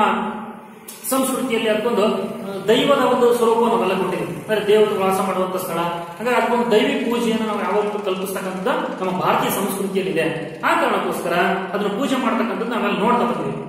ಈಗ ಅಲ್ಲಿ ಬಂದಾದ್ಮೇಲೆ ನೀನೊಬ್ಬೊಡೆ ಯಕ್ಷಾದಿ ದಿವ್ಯ ದೇವತಾ ವಾಸಮಂ ಕೇಳ್ತಾರೆ, ಮರವನ್ನು ಕುರಿತು ಹೇಳ್ತಾರೆ ಪೂಜೆ ಮಾಡಿ, ನೀನು ಯಕ್ಷಾದಿ ದಿವ್ಯ ದೇವತೆಗಳು ವಾಸ ಮಾಡುವಂತ ಸ್ಥಳ, ಅಂತ ದಿವ್ಯ ಶ್ರೇಷ್ಠವಾಗಿರ್ತಕ್ಕಂಥ ದೇವತೆಗಳೇ ವಾಸ ಮಾಡುವ ಸ್ಥಳ ಆಗಿರೋದ್ರಿಂದ ಸೇವ್ಯಮಪ್ಪ ಅಂದ್ರೆ ಪೂಜಿಸಲ್ಪಡುವ ಸ್ಥಳ, ಆ ಪೂಜಿಸಲ್ಪಡುವ ಜಾಗ ಆಗಿರೋದ್ರಿಂದ ಆ ವೃಕ್ಷಂ ಅದು ಕಾರಣ. ಅದಕ್ಕೋಸ್ಕರ ನಿನ್ನನ್ನು ಸಾಕ್ಷಿ ಮಾಡಿ ನಾವು ಕೇಳ್ತಾ ಇದೀವಿ. ವೃಕ್ಷಂ ಅದು ಕಾರಣದ, ಆ ಕಾರಣದಿಂದ ನಿನ್ನ ಸಾಕ್ಷಿ ಮಾಡಿ ಕೇಳಬೇಕು. ಅದಕ್ಕೋಸ್ಕರ ಏನ್ ಮಾಡ್ತಾ ಇದೀವಿ, ನಿನ್ನನ್ನೇ ಸಾಕ್ಷಿ ಮಾಡಿ ಕೇಳ್ತೇವೆ. ಅಂದ್ರೆ ದೇವತೆಗಳೇ ವಾಸ ಮಾಡುವ ಸ್ಥಳ ಆಗಿರೋದ್ರಿಂದ ನೀನೇ ನಿಜವಾದ ದೇವರು ಅಂತ ತಿಳ್ಕೊಂಡು ನೀನೇ ಸಾಕ್ಷಿ ಮಾಡಿ ಈ ಘಟನೆಯ ಸಂದರ್ಭಕ್ಕೆ ಸಾಕ್ಷಿಯನ್ನು ಕೇಳ್ತಾ ಇದ್ದೀವಿ. ನೀ ತಪ್ಪದೆ ನುಡಿ ಎಂದು, ನೀನ್ ಯಾವ ಕಾರಣಕ್ಕೂ ಇದರಲ್ಲಿ ಮೋಸದ ಮಾತನ್ನ ಅಥವಾ ಏನ್ ನಿಜವಾದ ಘಟನೆ ನಡೆದದನ್ನ ಹೇಳುವ ಮಾತನ್ನ ಆ ಒಂದು ವೃಕ್ಷಕ್ಕೆ ಕೇಳ್ತಾರೆ. ಧರ್ಮಾಧಿಕರಣ ಧರ್ಮ ಶ್ರವಣಗೈದು ಉಸಿದ ದಿಕ್ಕುದಂ, ಧರ್ಮಾಧಿಕರಣ ಮಾತುಗಳನ್ನು ಹೇಳ್ತಾರೆ. ಆ ಮರವನ್ನು ಕೂತ ಮಾತುಗಳನ್ನು ಹೇಳಿದ್ಮೇಲೆ, ವೃಕ್ಷವನ್ನು ಕೂತು ಹೇಳಿದ್ಮೇಲೆ ಕೊಳಲೊಳಗೆ ಅಡಂಗಿರ್ದ, ಕೊಳಲಂದ್ರೇನು ಆ ಮರದ ಕೊಟಲೆಯೊಳಗೆ ಅಡಂಗಿರ್ದ. ಯಾರು ಅಡಗಿದ್ದಾರೆ ಈಗಾಗಲೇ? ದುಷ್ಟ ಬುದ್ಧಿಯ ತಂದೆ ಪ್ರೇಮಮತಿ ಈಗ ಅದರೊಳಗಡೆ ಕೂತಿದ್ದಾನೆ.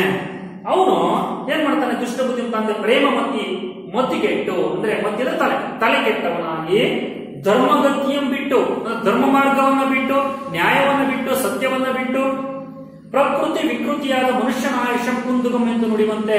ನೋಡಿ, ಇಲ್ಲಿ ಪದವನ್ನು ಒಂದು ವಾಕ್ಯವನ್ನು ಬಳಸಿದ್ದಾರೆ. ಅವನು ದುಷ್ಟಬುದ್ಧಿ ಹೇಳಿದಂತ ಪ್ರೇಮಮತಿ ಹೇಳುವಂತ ಮಾತನ್ನ ಗಮನಿಸಿ, ಇಲ್ಲ ಪದ ಪ್ರಕೃತಿ ವಿಕೃತಿಯಾದ ಮನುಷ್ಯನ ಆಯುಷ್ಯಂ ಕುಂದುಗಂ. ಪ್ರಕೃತಿ ವಿಕೃತಿ ಆಗ್ಬಿಟ್ರೆ ಮನುಷ್ಯನ ಆಯಸ್ಸು ಕ್ಷೀಣಿಸುತ್ತೆ, ಅಂದ್ರೆ ಅವನ ಅಂತ್ಯ ಆದಂಗೆ. ಹಂಗಿಲ್ಲಿ ದುಷ್ಟಬುದ್ಧಿ ಮಾತುಗಳು ಅಥವಾ ಪ್ರೇಮಮತಿ ಮಾತುಗಳನ್ನು ಹೇಳಿಸ್ಕೊಂಡ್ಮೇಲೆ ಏನ್ ಹೇಳ್ತಾನೆ ಎಂದು ನುಡಿಯುವಂತೆ ಧರ್ಮ ಬುದ್ಧಿಯೇ ಧನಮಂ ತೆಗೆದುಕೊಂಡನೆಂದು ನುಡಿಯುವುದಂ. ಯಾರು ತೆಗೆದುಕೊಂಡು ಹೋಗಿದ್ದಾರೆ ಅಂತ ಹೇಳ್ತಾನೆ? ಧರ್ಮ ಬುದ್ಧಿಯೇ ಧರ್ಮಮಂ ತೆಗೆದುಕೊಂಡನೆಂದು ನುಡಿಯುವುದಂ ನೆರವಿಯಂ ಧರ್ಮಾಧಿಕರಣಂ ಚೋದ್ಯಂ ಭಟ್ಟರೆ. ಯಾವಾಗ ವಟವೃಕ್ಷ ಸಾಕ್ಷಿ ಹೇಳ್ತೋ ಅಂದ್ರೆ ಧರ್ಮಬುದ್ಧಿಯೇ ಧನವನ್ನ ಅಂದ್ರೆ ಬಂಗಾರವನ್ನಲ್ಲಿರ್ತಕ್ಕಂಥ ಹೊನ್ನನ್ನ ತೆಗೆದುಕೊಂಡನೆಂದು ಎಂದು ಹೇಳಿದ ತಕ್ಷಣ ಧರ್ಮಾಧಿಕರಣರು ವಿಸ್ಮಯ ಪಡ್ತಾರೆ. ಚೋದ್ಯ ವಿಸ್ಮಯ ಪಡೋದು, ಆಶ್ಚರ್ಯ ಪಡೋದು. ಆಗ ಧರ್ಮಬುದ್ಧಿ ಚೋದ್ಯಂ ಇದು ದೈವಂ ಅಲ್ಲಂ ಹಕ್ಕುಂ ಎಂತಪ್ಪಡೆ. ಧರ್ಮಬುದ್ಧಿ ಕೂಡ ತುಂಬಾ ಆಶ್ಚರ್ಯ ಆಗುತ್ತೆ, ವಿಸ್ಮಯ ಆಗುತ್ತೆ. ಏನು ಆಶ್ಚರ್ಯ ಅದು? ದೈವಂ ಅಲ್ಲಂ ಹಕ್ಕುಂ, ಇದು ನಿಜವಾಗ್ಲೂ ದೈವ ಇರಲಿಕ್ಕೆ ಸಾಧ್ಯ ಇಲ್ಲ. ಯಾಕೆ ದೈವ ಆಗಿದ್ರೆ ಸತ್ಯ ಯಾಕೆ ಅದು ಹೇಳಲಿಲ್ಲ? ಯಾಕೆ ಸತ್ಯ ಹೇಳಿದ್ರೆ ನಿಮ್ಗೆ ಗೊತ್ತಿದೆ ಸತ್ಯ ಏನು. ಯಾಕೆ ತಾನೊಂದು ತೆಗೆದುಕೊಂಡಿಲ್ಲ ಅಂದ್ರೆ ತನ್ನ ಮೇಲೆ ಆಪಾದನೆ ಬರ್ತೈತೆ ಅಂದ್ಮೇಲೆ ನಿಜವಾಗ್ಲೂ ದೈವ ಆಗಿರ್ಲಿಕ್ಕೆ ಸಾಧ್ಯನೇ ಇಲ್ಲ ಅನ್ನೋ ಒಂದು ಮಾತನ್ನ ಅವನು ಅಂದ್ಕೊಂಡ್ಮೇಲೆ ಸತ್ಯ ಮೇಲೆ ಏಕೆ ನುಡಿಯೋದು? ಸತ್ಯ ಹೇಳ್ಬೇಕಾಯ್ತು. ನಿಜವಾಗ್ಲೂ ದೈವ ಆಗಿದ್ರೆ ಸತ್ಯ ಹೇಳ್ಬೇಕಾಯ್ತು. ಇದೇನಾನು ಒಂದು ಕೃತ್ರಿಮ ಆಗಲ್ಬೇಕು ಎಂದು. ಇದರಲ್ಲಿ ಏನೋ ಒಂದು ಕೃತ್ರಿಮ ಇದೆ. ಕೃತ್ರಿಮ ಅಂದ್ರೆ ಇದರಲ್ಲಿ ಏನೋ ಕಪಟತನ, ಮೋಸ, ಏನೋ ತಂತ್ರ ಇದೆ, ಇದರಲ್ಲಿ ಕುತಂತ್ರ ಇದೆ ಇದರಲ್ಲಿ ಅಂತ ಅಂದ್ಕೊಂಡು ಮರನ ಬಲವೊಂದು ನೋಡಿ ಆ ಮರದ ಎದುರು ನಿಂತ್ಕೊಂಡು ಬಲ ಕಡೆಯಿಂದ ಪ್ರದಕ್ಷಿಣೆಯನ್ನ ಮಾಡ್ತಾನೆ. ಒಂದ್ ಕಡೆಯಿಂದ ಸುತ್ತ ಬರ್ತಾನೆ. ಪಿರಿದಪ್ಪ ಪೊಳಂ ಅಲ್ಲಿಯೇ ಮನುಷ್ಯ ಸಂಚಾರ ಆಗಿರುವುದಂ. ಅವನು ಅಲ್ಲಿಂದ ಒಂದ್ ಕಡೆ ಬಲಗಡೆ ಭಾಗದಿಂದ ಪ್ರದಕ್ಷಿಣೆ ಮಾಡ್ಕೊಂಡು ಬಂದ ತಕ್ಷಣ ಅವ್ನಿಗೆ ಗೊತ್ತಾಗುತ್ತೆ ಇಲ್ಲಿ ಯಾರು ಮನುಷ್ಯರು ಓಡಾಡಿರೋ ರೀತಿಯಲ್ಲಿ ಅವ್ರಿಗೆ ಸಂಚಾರ ಆಗಿರೋ ರೀತಿಯಲ್ಲಿ ಅವನಿಗೆ ಅವ್ರಿಗೆ ಅನ್ಸುತ್ತೆ. ಅನ್ಸಿದ್ಮೇಲೆ ಏನ್ ಮಾಡ್ತಾನೆ, ಕಂಡು ನಿಶ್ಚಯಿಸಿ ನಿರ್ಧಾರ ಮಾಡ್ತಾನೆ. ಏನ್ ನಿರ್ಧಾರ? ಧರ್ಮ ಬುದ್ಧಿ ಧರ್ಮಾಧಿಕರಣ ಇಂತೆಂದ. ಆಗ ಧರ್ಮ ಬುದ್ಧಿನೂ ಕೂಡ ಒಂದು ನಾಟಕ ಮಾಡ್ತಾನೆ. ನಾಟಕ ಅಂದ್ರೆ ಇಲ್ಲೊಂದು ಅವನು ಉಪಾಯವನ್ನು ಮಾಡ್ತಾನೆ. ಅಂದ್ರೆ ತಾನು ಇದರಿಂದ ಹೊರ ಬರ್ಬೇಕು ಅನ್ನೋ ಕಾರಣಕ್ಕೋಸ್ಕರ ತಾನೊಂದು ಉಪಾಯವನ್ನು ಮಾಡ್ತಾನೆ. ಅಂದ್ರೆ ಕತೆ ಹೇಳಿ ಶುರು ಮಾಡ್ತಾನ. ಕಟ್ಟು ಕತೆ. ಏನದು ಕತೆ ಅಂದ್ರೆ ಏನ್ ಹೇಳ್ತಾನೆ ನೋಡ್ರು. ಹುಸಿಯದ ಬೇಹಾರಿ ಇಲ್ಲ. ಹುಸಿ ಅಂದ್ರೆ ಸುಳ್ಳು, ಬೇಹಾರಿ ಅಂದ್ರೆ ವ್ಯಾಪಾರಿ. ತತ್ಸಮ ತತ್ವವಾದ ಕೂಡ ಬೇಹಾರಿ ವ್ಯಾಪಾರಿ. ಆ ಹುಸಿಯದ ಬೇಹಾರಿಯಲ್ಲಿ ಅಂದ್ರೆ ಸುಳ್ಳು ಹೇಳದೆ ಇರತಕ್ಕಂತ ಈ ವ್ಯಾಪಾರಿನೇ ಈ ಜಗತ್ತಿನಲ್ಲಿ ಇಲ್ಲ ಅನ್ನೋ ಮಾತು. ನಾ ಬೇಹಾರಿ ಅಪ್ಪುದು, ಅದರಂತೆ ನಾನು ಕೂಡ ಬೇಹಾರಿ ಅಂದ್ರೆ ನಾನು ಕೂಡ ವ್ಯಾಪಾರಿಯ ಮಗ. ಆದ್ರಿಂದ ಅಪ್ಪುದರಿ ಎಮ್ಮ ವೃತ್ತಿ ಧರ್ಮಕ್ಕೆ, ಆದ್ರೆ ನಾನು ವೃತ್ತಿ ಧರ್ಮಕ್ಕೂ ಸಹ ನಾನು ಕೂಡ ಏನು ಹೇಳಿದೆ, ಸುಳ್ಳು ಹೇಳಿದ್ದೀನಿ ಅನ್ನೋ ಮಾತನ್ನ ಹೇಳಿ ಅಪ್ಪುದರಿ ವೃತ್ತಿ ಧರ್ಮಕ್ಕೆ ಧರ್ಮ ಬುದ್ಧಿ ಅಧರ್ಮ ಬುದ್ಧಿಯಾಗಿ ಧರ್ಮ ವಂಚಿಸಿಕೊಂಡೆನು. ನನ್ನ ಬುದ್ಧಿನೂ ಕೂಡ ಏನಾಗಿತ್ತು, ಅಧರ್ಮ ಬುದ್ಧಿಯಾಗಿತ್ತು. ಹಾಗೆ ನನ್ನ ಯಾವಾಗ ಬೇಹಾರಿ ಸುಳ್ಳು ಹೇಳದೆ ವ್ಯಾಪಾರಿ ಇಲ್ಲ ಅನ್ನೋ ಮಾತಿನಂತೆ ನಾನು ಕೂಡ ವ್ಯಾಪಾರಿ ಮಗ, ಹಾಗೆ ನಾನು ಕೂಡ ಸುಳ್ಳು ಹೇಳುವ ಸಂದರ್ಭ ಬಂತು ಅನ್ನೋ ಮಾತನ್ನ ಹೇಳಿ ಏನ್ ಹೇಳ್ತಾನೆ, ಅಧರ್ಮ ಬುದ್ಧಿಯಾಗಿ ಧನಮಂ ವಂಚಿಸಿಕೊಂಡೆನ. ವಂಚಿಸಿದ್ರೆ ವಂಚನೆ ಮಾಡ್ಲಿಕ್ಕೆ ಇಲ್ಲಿರ್ತಕ್ಕಂಥ ಬಂಗಾರವನ್ನ ಅಥವಾ ಹೊನ್ನನ್ನು ತೆಗೆದುಕೊಂಡೆನು ಎಂದು ಎನ್ನ ಮನೆಗೊಯ್ಯುವನೆ ಎಂಬ ಅನೇಗಂ. ಅದಕ್ಕೋಸ್ಕರ ಏನ್ ಮಾಡಿದೆ, ಇಲ್ಲಿರ್ತಕ್ಕಂಥ ಹೊನ್ನನ್ನ ತೆಗೆದುಕೊಂಡು ಹೋಗ್ಲಿಕ್ಕೆ ಬಂದಿದ್ದೆ ನಾನು. ಬಂದ ಸಂದರ್ಭದಲ್ಲಿ ಏನಾಗಿತ್ತು, ನೇಸರ್ ಮೂಡಿದೊಡೆ, ನೇಸರ್ ಅಂತ ಸೂರ್ಯ ಉದಯ ಆಗ್ಬಿಡ್ತು. ಅಷ್ಟೊತ್ತಾಗಿ ನನಗೆ ಯಾರಿಗೋ ಗೊತ್ತಿಲ್ಲಂಗೆ ನಾನು ಏನ್ ಮಾಡ್ತಿದ್ದ ತೆಗೆದುಕೊಂಡು ಹೋಗ್ಲಿಕ್ಕೆ ಅಂತ ಬಂದೆ. ನೇಸರ್ ಅಥವಾ ಸೂರ್ಯ ಮೂಡಿಬಿಟ್ಟ, ಅಷ್ಟೊತ್ತಿಗೆ ಬೆಳಕಾಯ್ತು, ಯಾರು ನೋಡ್ಬಿಟ್ಟಾರ ಅಂತ ಏನ್ ಮಾಡಿದೆ, ಆ ಕ್ಷಣಕ್ಕೆ ಮೂಡಿದೊಡೆ ನೇಸರ್ ಮೂಡಿದೊಡೆ ಉಯ್ಯಲ್ ಇಂಬಿಲ್ಲದೆ ಅಂದ್ರೆ ತಗದೋಗ್ಲಿಕ್ಕೆ ಸಾಧ್ಯ ಆಗದರೆ ಈ ಒಂದನ್ನ ಮರದ ಕೊಳಲನ್ನು ಈಗ ಅದನ್ನ ಗುಂಡಿಯಲ್ಲಿರ್ತಕ್ಕಂಥ ಅಥವಾ ಊತಿಟ್ಟಂತ ತೆಗೆದುಕೊಂಡ್ಬಿಟ್ಟಿನಿ, ಮತ್ತೆ ಉಳ್ಳಿಕ್ಕೆ ಸಮಯ ಆಗಲ್ಲ. ಆ ಕ್ಷಣಕ್ಕೆ ಮರದ ಕೊಟ್ಟರ ಅಂದ್ರೆ ಅದ್ರೊಳಗಿರ್ತಕ್ಕಂಥ ಜಾಗದೊಳಗಡೆ ಅದನ್ನ ಇಟ್ಟೋದೆ ಅನ್ನೋ ಮಾತನ್ನ ಹೇಳ್ತಾರೆ. ಮರದ ಕೊಳಲೊಳಗೆ ಇಟ್ಟು ಬಂದು ಮರು ದಿವಸ ಮತ್ತೆ ಮಾರನೇ ದಿವಸ ಮತ್ತೆ ತೆಗೆದುಕೊಂಡು ಬಂದಿದ್ದಾನೋ, ಇದು ಕಟ್ಟುಕತೆ ಹೇಳ್ತದೆ ನಾವು ಯಾರೋ ಧರ್ಮಬುದ್ಧಿ. ಮರು ದಿವಸ ಮಾರನೇ ದಿವಸ ಹೋಗಿ ಅಂದ್ರೆ ಅಲ್ಲಿಗೆ ಹೋಗಿ ಇಲ್ಲಿಗೆ ಆ ವೃಕ್ಷದ ಹತ್ರಕ್ಕೆ ಹೋಗಿ ನೋಡ್ಬೆನ್ ಅನ್ನೆಗಂ, ನೋಡು ಅಷ್ಟರಲ್ಲಿ ಆ ಪೊನ್ನ ಒಂದು ಪನ್ನಗಂ. ಆ ನೋಡ್ತೀನಿ ಅಂದ್ರೆ ಮರದ ಕೊಟ್ಟರೊಳಗೆ ಆ ಪೊನ್ನಿನ ಏನ ಕಟ್ಟಿ ಇಟ್ಟಿದ್ನೋ ಅದಕ್ಕೆ ಏನಾಗಿದೆ ಪನ್ನಗಂ. ಪನ್ನಗ ಅಂದ್ರೆ ಹಾವು, ಸರ್ಪ ಆ ಪೊನ್ನನ್ನ ಸುತ್ತ ಹಾಕೊಂಡು ಅದರೊಳಗಡೆ ಇದೆ. ಇಲ್ಲಿ ಆ ವೃಕ್ಷದ ಒಳಗಡೆ ಇತ್ತು ಅಂತ. ಪನ್ನಗಂ ಸುತ್ತಿ ಪಟ್ಟಿರ್ತೊಡೆ ಒಳಲಂಜಿ ಹೋದೆ, ಹೆದರಿಕೊಂಡು ಭಯಪಟ್ಟು ಯಾರೇನೋ ನೋಡ್ಬಿಟ್ಟಾರಂತ ಮಾಡಿ ಹೆದರಿಕೊಂಡು ಅದನ್ನ ತೆಗೆದುಕೊಂಡು ಕಾಗ್ಲಿಕ್ಕೆ ಸಾಧ್ಯ ಆಗಲೆ ಅಲ್ಲಿಂದ ವಾಪಸ್ ಬಂದ್ಬಿಟ್ಟಿದ್ದೆ ಅನ್ನೋ ಒಂದು ಕಥೆಯನ್ನ, ಕಟ್ಟು ಕಥೆಯನ್ನ ಧರ್ಮ ಬುದ್ಧಿ ಧರ್ಮಾಧಿಕಾರಿ ಎಲ್ಲರೂ ಕೂಡ ಅಲ್ಲಿ ಅಂತ ಹೇಳ್ತಾರೆ. ಆಗ ಏನಾಯ್ತು ಮುಂದೆ ಬಹಳ ಕುತೂಹಲ ಆಗಿದೆ. ನೀ ಇಲ್ಲಿದ್ದಂತೆ ನೋಡುತ್ತವೆ, ನೀವಿಲ್ಲ ಎಲ್ಲ ನೋಡ್ತಾ ಇರಿ. ಅಷ್ಟೊತ್ತಿನ ನಾನೇನ್ ಮಾಡ್ತೀನಿ, ಕೊಳಲೊಳಗೆ ಹೊಗೆಯಿಕ್ಕಿ ಪಾವಂ ಹೊರಮಡಿಸಿ. ನೋಡಿ ಎಷ್ಟು ವಾಕ್ಯ ಇರೋದು, ಕೊಳಲೊಳಗೆ ಹೊಗೆಯಿಕ್ಕಿ ಪಾವಂ ಹೊರಮಡಿಸಿ ಅಂದ್ರೆ ಕೊಳ ಅಂದ್ರೆ ಪಟ್ಟಣ, ಆ ಒಂದು ಮರದ ಕೊಟ್ಟರ ಒಳಗಡೆ ಹೊಗೆಯಿಕ್ಕಿ, ಹೊಗೆ ಅಂದ್ರೆ ಹೊಗೆ ಹಾಕ ಅಥವಾ ಬೆಂಕಿ ಹಾಕುವ ಸಂದರ್ಭ ಅಂತ ಬೆಂಕಿ ಹಾಕಿ ಮರದ ಕೊಟ್ಟರೆಯೊಳಗೆ ಏನ್ ಮಾಡ್ತೀನಿ, ಪಾವಂ ಹೊರಮಡಿಸಿ. ಪಾವು ಅಂದ್ರೆ ಹಾವು, ಅಲ್ಲಿರ್ತಕ್ಕಂಥ ಸರ್ಪ ಇತ್ತಲ್ಲ ಮುಚ್ಚಿಟ್ಟಾಗ ಆ ಸರ್ಪವನ್ನ ನಾನು ಹೊರಗಡೆ ತೆಗಿತೀನಿ. ಅದಕ್ಕೋಸ್ಕರ ಪಾವಂ ಹೊರಮಡಿಸಿ ಕಳೆದುಕೊಂಡೊಡವೆಯಂ ಕುಡುವನೆಂದು ಧರ್ಮಬುದ್ಧಿ ಕುಲ್ಲಂ ಕುಳ್ಳಿಯಂ ತರಿಸಿಯ. ಯಾವಾಗ ಅಲ್ಲಿರ್ತಕ್ಕಂಥ ಮರದ ಕೊಟ್ಟರೆಯೊಳಗಿರ್ತಕ್ಕಂಥ ಹಾವನ್ನ ಹೊರ ತರಬೇಕು ಅಂತ ಹೇಳಿದ ಮೇಲೆ ಹೊರ ತೆಗೆದು ನಾನು ಕಳೆದು ಕದ್ದಿರ್ತಕ್ಕಂಥ ಒಡವೆಯಂ ಕುಡುವೆನೆಂದು ವಾಪಸ್ ನಾನು ಕೊಡ್ತೀನಿ ಅಂತ ಹೇಳಿ ಧರ್ಮಬುದ್ಧಿ ಆ ಕ್ಷಣ ಏನ್ ಮಾಡ್ತಾರೆ, ಪುಲ್ಲಂ ಪುಳ್ಳಿಯಂ ತರಿಸಿ ಅಂದ್ರೆ ಅಲ್ಲಿರ್ತಕ್ಕಂಥ ಹಸಿ ಕಟ್ಟಿಗೆಗಳನ್ನ ಎಲ್ಲವನ್ನು ಅಲ್ಲಿರ್ತಕ್ಕಂಥ ಕಟ್ಟಿಗೆಗಳನ್ನ ಹಾಕೊಂಡ್ಬಂದು ಕೊಳಲೊಳಗೆ ಅಡಗಿಸಿ ಆ ಮರದ ಕೊಟ್ಟರೆ ಒಳಗಡೆ ಅದನ್ನ ಹಾಕ್ತಾನೆ. ಹಾಕಿ ಕೊಳಲು ಅಡಗಿಸಿ ತುಂಬಿ ದುಷ್ಟ ಬುದ್ಧಿಯ ಮನೆಯೊಳಗೆ ಕಿಚ್ಚ ನಿಕ್ಕುವಂತೆ ಅದರೊಳಗಡೆ ಹಾಕಿದಂತ ಸಂದರ್ಭ ಹೆಂಗಿತ್ತು ಅನ್ನೋದನ್ನ ವರ್ಣನೆ ಮಾಡ್ತೀನಿ ದುರ್ಗಸಿಂಹ. ದುಷ್ಟ ಬುದ್ಧಿಯ ಮನೆಯೊಳಗನೆ ನಿಜವಾಗ್ಲೂ ಕಿಚ್ಚ ನಿಕ್ಕುವಂತೆ, ಬೆಂಕಿಯನ್ನು ಇಡುವಂತೆ ಕಿಚ್ಚ ನಿಕ್ಕಲೊಣಂ. ಆ ರೀತಿ ಧರ್ಮ ಬುದ್ಧಿ ಆ ಮರದ ಪಟ್ಟರೊಳಗೆ ಕಿಚ್ಚನ್ನ ಅಥವಾ ಆ ಬೆಂಕಿಯನ್ನ ಹಾಕಿದ ಅನ್ನೋದನ್ನ ದುರ್ಗಸಿಂಹ ಹೇಳುವಂತ ಮಾತು. ಕಿಚ್ಚ ನಿಕ್ಕಲೊಣಂ ಹೊಗೆ ಸುತ್ತಿ ಉರಿಯುಟ್ಟಲು ಪ್ರೇಮಮತಿ. ಆ ಹೊಗೆಯ ಕಾವಿಗೆ ಅಥವಾ ಅಲ್ಲಿ ಶಾಖಕ ಬೆಂಕಿಗೆ ತಡ್ಕಣ ಸಾಧ್ಯ ಆಗದಲೆ ಉರಿ ಹುಟ್ಟಳು. ಅದಕ್ಕೆ ಭಯಪಟ್ಟು ಹೆದರಿಕೊಂಡು ಏನ್ ಮಾಡ್ತಾನೆ ಪ್ರೇಮಮತಿ, ಧೃತಿಗೆಟ್ಟು, ಧೃತಿ ಧೈರ್ಯಗೆಟ್ಟು ಕುಯ್ಯಲಿಟ್ಟು ಅಂದ್ರೆ ಬಾಯನ್ನ ಬಡ್ಕೊಳ್ತಾ ಹೆದರಿಕೊಳ್ತಾ ಏನ್ ಮಾಡ್ತಾನೆ, ಕೊಳಲೊಳಗಿಂದ ಸುರುಳು ಅಂದ್ರೆ ಪಟರೆಯ ಒಳಗಡೆಯಿಂದ ಸುರುಳು ಉರುಳಿ ಹೊರಗಡೆ ಏನ್ ಮಾಡಿದವನು ಕಂಠಗತ ಪ್ರಾಣನಾಗಿರ್ಪುದಂ ಅಂದ್ರೆ ಕಂಠಗತ ಪ್ರಾಣನಾಗಿರ್ಪ ಅಂದ್ರೆ ಅರ್ಧ ಜೀವ ಹೋಗುವ ರೀತಿಯಲ್ಲಿ ಅವನೇನ್ ಮಾಡಿದ ಹೊರಗಡೆ ಬಂದು ಬಿದ್ದ. ಯಾರು, ದುಷ್ಟಬುದ್ಧಿಯ ತಂದೆ ಪ್ರೇಮಮತಿ. ಧರ್ಮಾಧಿಕರಣ ಕಂಡು ದುಷ್ಟಬುದ್ಧಿಯಂ ತಂದೆಯಪ್ಪುದಂ. ಧರ್ಮಾಧಿಕರಣರು ಅಲ್ಲಿರ್ತಕ್ಕಂಥ ಎಲ್ಲರೂ ಕೂಡ ಇದನ್ನ ನೋಡ್ತಾ ಇರುವ ಸಂದರ್ಭ ಗೊತ್ತಾಗುತ್ತೆ ಯಾರು ನಿಜವಾದ ಅಪರಾಧಿ, ಯಾರು ನಿಜವಾದ ಆ ಒಂದು ಕಳ್ಳತನದ ಆರೋಪದಲ್ಲಿ ಭಾಗಿಯಾಗಿರ್ತಕ್ಕಂಥವನು ಅಂತ ಗೊತ್ತಾಗುತ್ತೆ. ದುಷ್ಟಬುದ್ಧಿಯ ತಂದೆ ಸಂದೇಹವಿಲ್ಲೆಂದರಿದು. ಸಂದೇಹ ಅದು ಕೂಡ ತತ್ಸಮತ್ವ. ನಿಜವಾಗ್ಲೂ ಇಲ್ಲಿ ಯಾರು ನಿಜವಾದ ಅಪರಾಧಿ ಅಂದ್ರೆ ದುಷ್ಟ ಬುದ್ಧಿನೇ ನಿಜವಾದ ಅಪರಾಧಿ. ಯಾಕೆಂದ್ರೆ ಅವ್ರ ತಂದೆನೇ ಪ್ರೇಮಮತಿ ಈ ಒಂದು ಸುಳ್ಳನ್ನು ಹೇಳ್ತದೆ ಅಂದ್ರೆ ನಿಜವಾದ ಅಪರಾಧಿ ಯಾರಲ್ಲಿ ದುಷ್ಟ ಬುದ್ಧಿನೇ ಎಂಬುದು ಧರ್ಮಾಧಿಕಾರರಿಗೆ ತಿಳಿಯುತ್ತೆ. ಈ ಪಾಪಕರ್ಮನಪ್ಪ ದುಷ್ಟಪುತ್ರನಿ, ಇಂಥ ಪಾಪಕರ್ಮವನ್ನು ಹೊಂದಿರತಕ್ಕಂಥ ದುಷ್ಟಪುತ್ರನಿಂದ ದುಷ್ಟ ಬುದ್ಧಿಯಿಂದ ನಿನಗಿಂತಪ್ಪ ದುರ್ಮರಣ, ನಿನಗಿಂತ ಒಂದು ದುರ್ಮರಣ ಸಂಭವಿಸ್ಬಿಡ್ತಲ್ಲ, ಇಂಥ ಕೆಟ್ಟ ಸಾವು ಸಂಭವಿಸ್ಬಿಡ್ತಲ್ಲ. ಸಮನಿಸುವುದೆಂದಂ, ಇಂಥ ಸಂಭವಿಸ್ಬಿಡ್ತು ಅಂತ ನುಡಿಯುವುದಂ. ಧರ್ಮಾಧಿಕಾರರು ಇಂಥ ಕೆಟ್ಟ ಪುತ್ರನಿಂದ ನಿನಗಿಂತ ಒಂದು ಕೆಟ್ಟ ದುರ್ಗತಿ ಒದಗುತ್ತಲ್ಲ ಅನ್ನೋ ಒಂದು ಮಾತನ್ನ ಧರ್ಮಾಧಿಕಾರರು ಹೇಳ್ತಾರೆ.